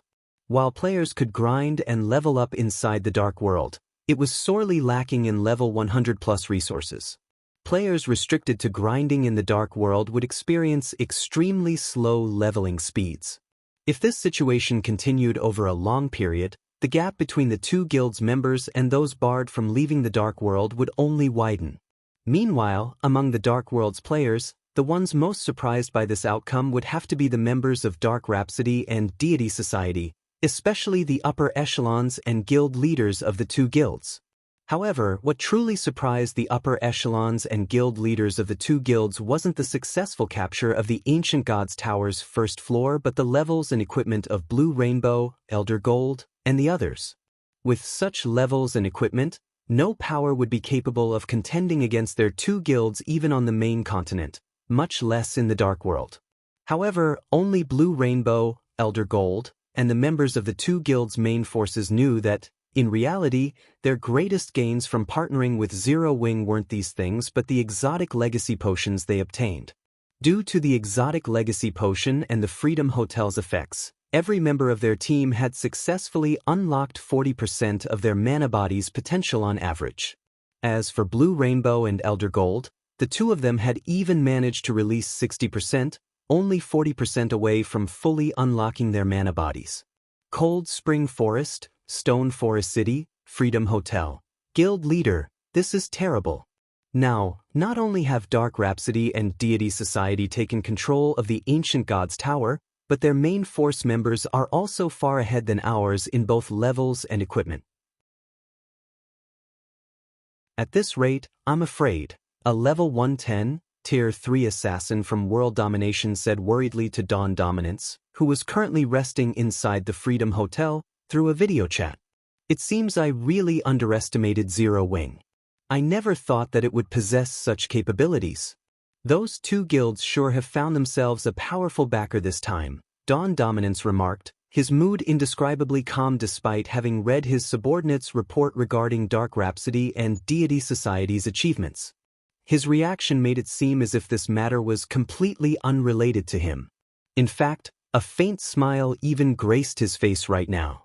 Guild leader? The Tier 3 assassin was confused when he saw Dawn Dominance's reaction. I admit that Zero Wing is very powerful. However, Zero Wing's era will end very soon, Dawn Dominance said, chuckling. Guild leader, do you have some method to deal with Zero Wing and the two other guilds? The assassin asked, curious. Zero Wing, Dark Rhapsody, and Deity Society currently controlled all the exits from the Dark World.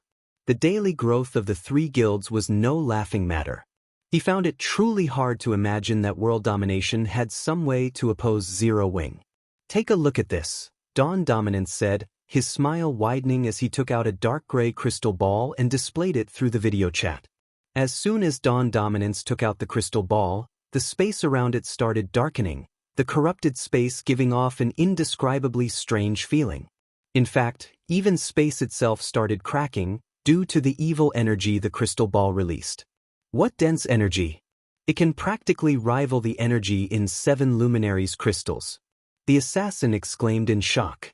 I need you to do something for me.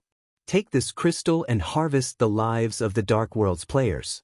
Harvest as many as you can.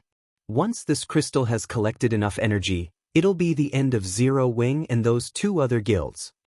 Dawn Dominance said, understood. I'll get it done right away. The assassin nodded before disconnecting the call. Read latest chapters at Wuxia World. EU. In the meantime, when the main continent's various superpowers found out that Dark Rhapsody and Deity Society had taken control of the Ancient God's Tower, they could not help feeling surprised at Zero Wing's capabilities. As for Feng, after resting sufficiently, he returned to Star Moon Kingdom's White River City. White River City, Adventurers Association, 2nd floor VIP reception room. Lord Bronze Legatee, how may I be of service? Senior Administrator Lorraine asked, smiling as she entered the room. I wish to transfer the Lost Town under my name to the Ten Saints Empire's Demon Wolf Mountain Range. May I know if that is possible? Feng asked her. The loot from raiding Poison City included not only excellent equipment and materials but also a town transfer order for level 100+ maps. Now that Stone Forest City had already taken root in Cold Spring Forest, it should not be moved casually. However, to ensure that he could travel between the two main continents consistently, he needed to establish a stronghold in the Demon Wolf Mountain Range as well. Moreover, this stronghold had to remain a secret. After giving the matter some thought, he felt that the Lost Town was the best option.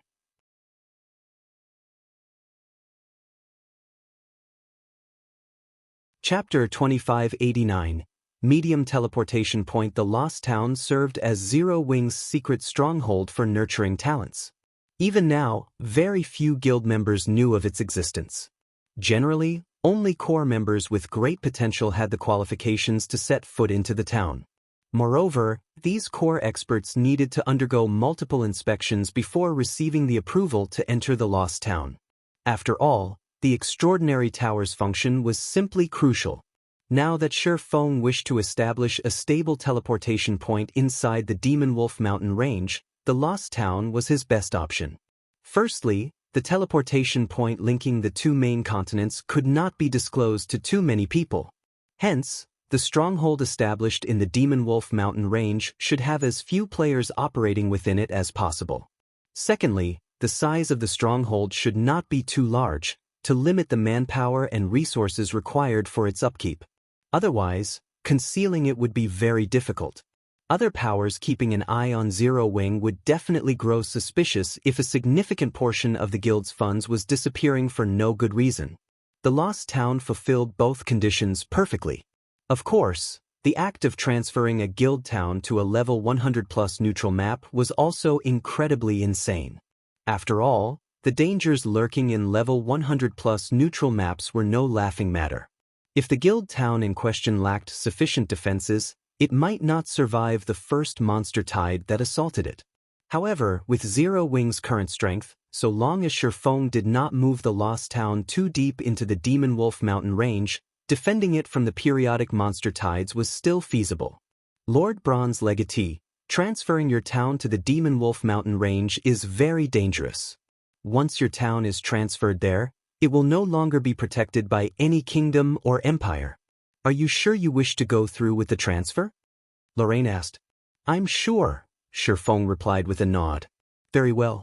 Please specify your exact transfer location, Lorraine said as she took out a map of the Demon Wolf Mountain Range.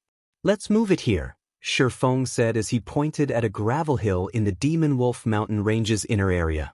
In the past, the Demon Wolf Mountain Range had been incredibly famous in God's domain for having 2 teleportation points connected to the western continent. However, unlike the first teleportation point Shifeng secured, which was the magic gate hidden beneath the frozen lake, the second teleportation point was a medium teleportation point with special circumstances. The medium teleportation point was inside a demon wolf den. Players that wished to activate the teleportation array there had to clear out the monsters within the den first. However, the monsters inside this den would respawn periodically. Moreover, they would grow stronger with each respawn. In addition, nobody could truly take control of the teleportation point, so once the gate was activated, any player could make use of the gate so long as they had sufficient magic crystals. Due to this reason, the various superpowers had desperately fought to monopolize this teleportation point. The fires of war had never once ceased after the teleportation gate's discovery. Even after a decade had passed in God's domain, the situation surrounding the teleportation point remained extremely volatile. Currently, Shifeng was urgently trying to secure more teleportation points linking the 2 main continents.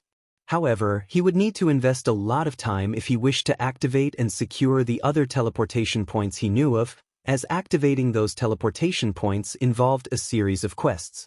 Either that or the teleportation points were small ones that could send only a handful of players with each use.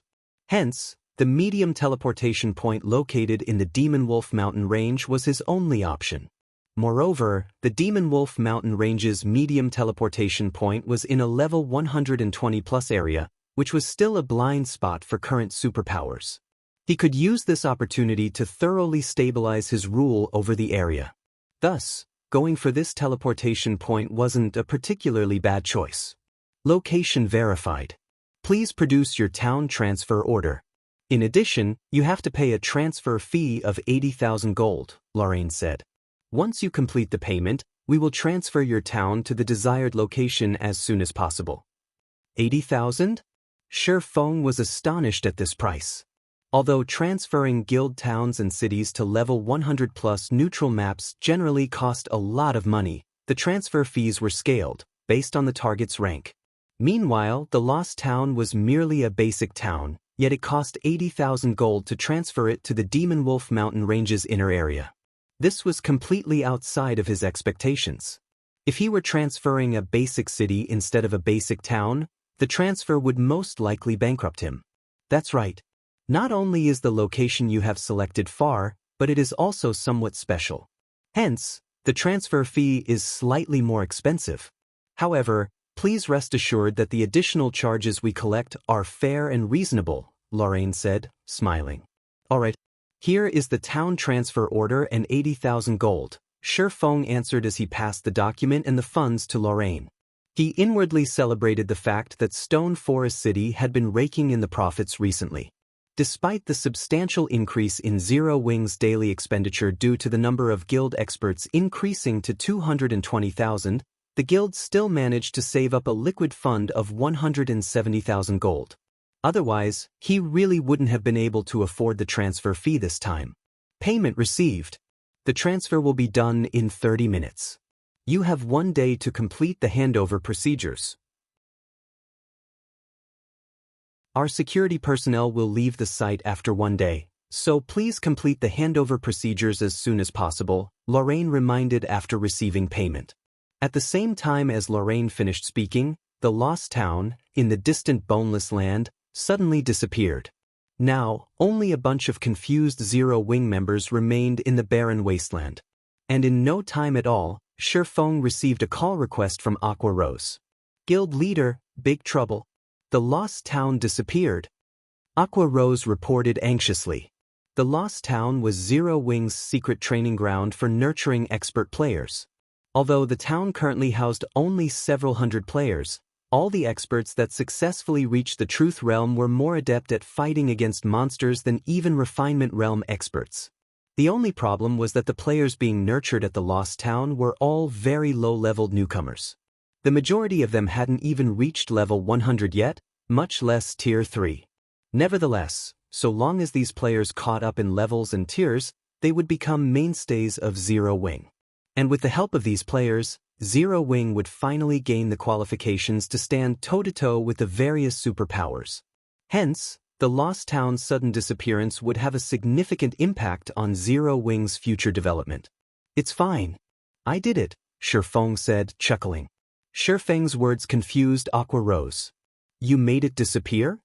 The Lost Town was serving its purpose just perfectly, so why did Shifeng make it disappear right when Zero Wing was rapidly expanding its scale of operations?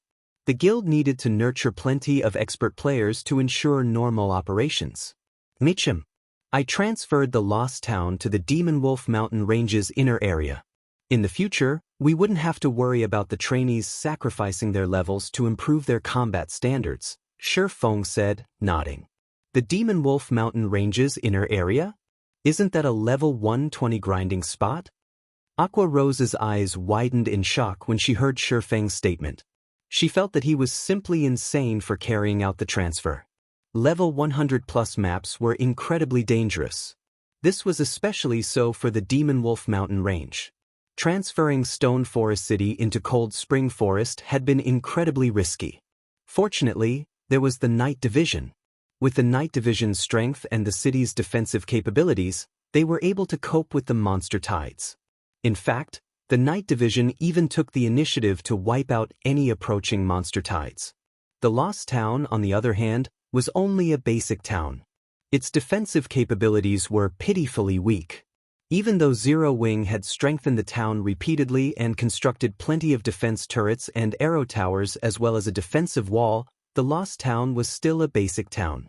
Without the protection of an NPC kingdom or empire, it would face destruction very quickly.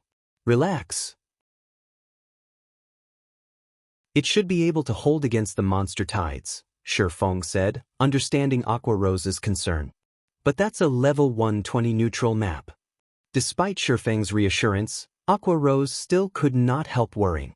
After all, the Lost Town did not have the protection of a Night Division. Right? How is the collection of the disabled guards coming along? Shifeng asked, changing the topic. "The collection of the disabled guards is progressing relatively smoothly. We have over 100 of them already. As per your instructions, we gathered only those with growth potentials above 20. However, even the strongest one only has 32 growth potential," Aqua Rose said. "Read latest chapters at Wuxia World. You that many already?" Shifeng was surprised when he heard Aqua Rose's report. "Gather them all at the residence immediately. It's about time we put them to work." Previously, although he had strengthened plenty of personal guards using the Ancient Gods literature fragment, they were still far from sufficient for Zero Wing's needs. However, collecting the soul essences necessary for soul strengthening was not an easy task. Moreover, NPCs with high growth potential were incredibly rare. Since locating the last batch of NPCs until now, Zero Wing had barely found any NPCs with high growth potential. This could also be said to be the literature fragment's limitation. However, the Tree of Life's Water of Life was different. Not only could it raise the growth potential of NPCs slightly, but it could also resurrect dead NPCs or heal heavily injured NPCs within a short time. The Water of Life was mana from heaven for NPCs that had their growth potential drastically reduced due to heavy injuries. After Shifeng finished speaking, he took out a guild transfer scroll and immediately teleported back to Stone Forest City.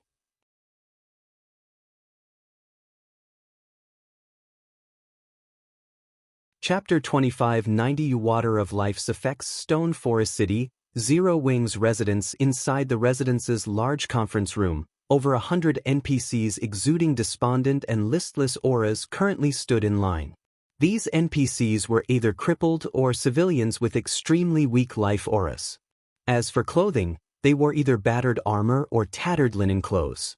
And even the highest leveled person among them was just a little over level 50, with the lowest leveled person being level 20. Due to the presence of these NPCs, the gorgeous conference room looked more like a refugee camp. Guild leader, everyone's here, Aqua Rose reported as she approached Shifeng. Do you really plan on using the precious water of life on these people? At this point, she had already found out about the tree of life planted in the Freedom Hotel's top-floor courtyard because, during Shifeng's absence, 3 other people were tasked with ensuring the courtyard's normal operation. She was one of those people. Back when she first saw the fragmented divine artifact-ranked Tree of Life, her mind had frozen in shock. She had never dreamed that the guild she belonged to was so amazing. Currently, the various superpowers of God's domain didn't even possess legendary items yet, let alone fragmented divine artifacts. Zero Wing, however, had a fragmented divine artifact. Moreover, the Tree of Life could even produce 17 drops of water of life daily. The water of life was an incredibly precious item that was obtainable only by luck in God's domain. After all, the water of life could be used to resurrect dead NPCs. For the various powers who were extremely worried about their personal guards dying, the water of life was an absolute treasure. After all, personal guards were far more powerful than players, capable of feats that were beyond current players' capabilities. Only, obtaining a few drops of water of life was an incredibly difficult task even for the superpowers. As a result, the superpowers did not dare to casually field their personal guards on risky operations. Zero Wing, however, produced 17 drops of water of life each day. Hence, they wouldn't have to worry about losing their powerful personal guards at all and could freely deploy these NPCs on all kinds of quests and expeditions. However, even for the current Zero Wing, the daily production of 17 drops of water of life was still a little too low for the guild's needs. If they needed to heal these 100+ NPCs, they would have to expend the entire stockpile they had accumulated thus far. It might be fine if they were spending all their water of life on healing NPCs with high growth potential, but the NPCs gathered here were all NPCs with very poor growth potential. Even if they recovered to peak condition, their growth potential wouldn't increase by much. Using the water of life on these NPCs would simply be a waste. I want to test my luck, Shifeng said, smiling when he saw the reluctance on Aqua Rose's face. Test your luck. Shifeng's answer exasperated Aqua Rose. While testing one's luck was fine, doing so at the cost of water of life was simply an extravagance. If God's domain's various powers heard about this, they would definitely go crazy and try to choke Shifeng to death. You never know what we'll get, Shifeng retorted, chuckling. In any case, it's a waste to let the water of life simply sit in storage doing nothing. Spending water of life to heal these crippled NPCs was indeed prodigal. However, nobody could guarantee that these NPCs would remain mediocre after they recovered to their peak. Moreover, he didn't have Aqua Rose randomly gather injured NPCs either. Instead, he had her select injured NPCs that were at Tier 3 or above. At the same time, these NPCs also needed to have a growth potential of 20 or higher. In God's domain, any NPC capable of reaching Tier 3 would not possess a low growth potential. Meanwhile, the 20-point mark for growth potential was a major turning point for Tier 3 NPCs. In the past, the various superpowers had experimented with using water of life on crippled Tier 3 NPCs. The result they obtained was that all crippled Tier 3 NPCs with a growth potential lower than 20 had failed to reach a secret Silver Guard rank even after recovering from their injuries. Of course, this did not mean that all crippled Tier 3 NPCs with a growth potential of 20 or higher would reach the secret Silver Guard standard once they recovered. The chances of success were just much greater. Fortunately, aside from Zero Wing, no other power was currently searching for such NPCs. As a result, Zero Wing managed to locate quite a number of these NPCs. And with the growth potentials of the gathered NPCs, the odds of there being excellent NPC guards among them were quite high. In fact, so long as 2 or 3 fine gold guards emerged among these 100+ NPCs, Zero Wing would have hit the jackpot. After all, NPCs capable of reaching the Dark Gold Guard standard were incredibly rare in God's domain. Although Surpassing had known about quite a few Dark Gold Guards during his previous life, he didn't know where to find them, as the superpowers had kept a tight lid on all information about those NPCs. He had only known about Kite's whereabouts and circumstances because Kite had originated from Star Moon Kingdom, and his owner was a merchant player with loose lips. Following which, Surpassing provided 1 drop of water of life to every NPC present, his actions giving Aqua Rose a heartache. Every drop of water of life was equivalent to the life of an NPC with high growth potential. The water of life could also drastically increase the leveling speed of their guild members. The guild could raid mythic field bosses without worrying about the price necessary to do so. These 100+ drops of water of life could easily elevate the strength of Zero Wing's main force to a whole new level. Upon receiving the water of life from Surpassing, the despondent NPCs immediately brightened up as if they had just seen the light of hope. Once all the NPCs gathered had received their share of water of life, they took one last look at Surpassing before consuming the water of life without hesitation. A dense life aura immediately filled the room. It was so dense that the cells in Aqua Rose's body felt invigorated, her mind gaining greater clarity. After this phenomenon continued for 3 seconds, a powerful aura swept the entire room as if a dragon had awoken from its slumber. Aqua Rose could not help stumbling a few steps back. How is this possible? Aqua Rose's eyes filled with shock as she gazed at the NPCs, who still looked like a throng of beggars, standing in front of her. At this moment, however, the feeling she got from the NPCs was nothing like the aura of a beggar at all. Instead, they felt like battle-hardened warriors that had fought on innumerable battlefields. Even though they were still wearing battered armor and tattered linen clothes, their tempered auras and overflowing mana deterred ordinary people from approaching them casually. It seems we really hit the jackpot this time. Surpassing also grew a little excited when he sensed the aura of the NPCs before him. Originally, he thought that he would be lucky to get even 2 or 3 fine gold guards out of these 100+ NPCs. However, it would seem that he was sorely mistaken. The strength of the combined aura these 100+ NPCs were currently releasing could already rival that of a 100-man team of Tier 3 knights, despite these NPCs being geared in extremely shabby weapons and equipment. If they were fully equipped with epic weapons and equipment, their combined aura would definitely be much stronger than that of a 100-man team of Tier 3 knights.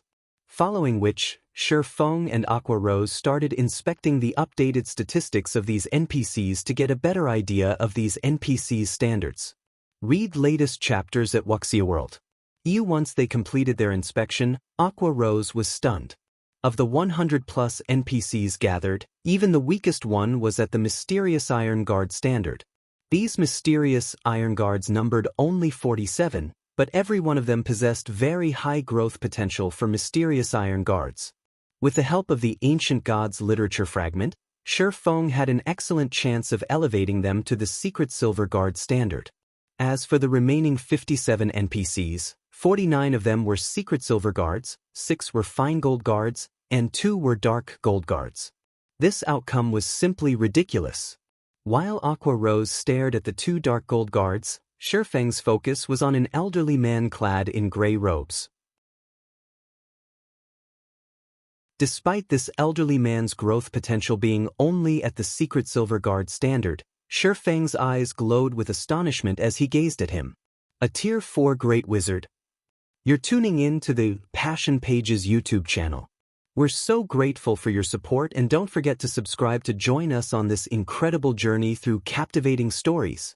Your generosity through donations truly makes a world of difference, as it's the primary source of revenue that allows me to expand and enhance this channel for you. Thank you from the bottom of my heart for being a part of this adventure.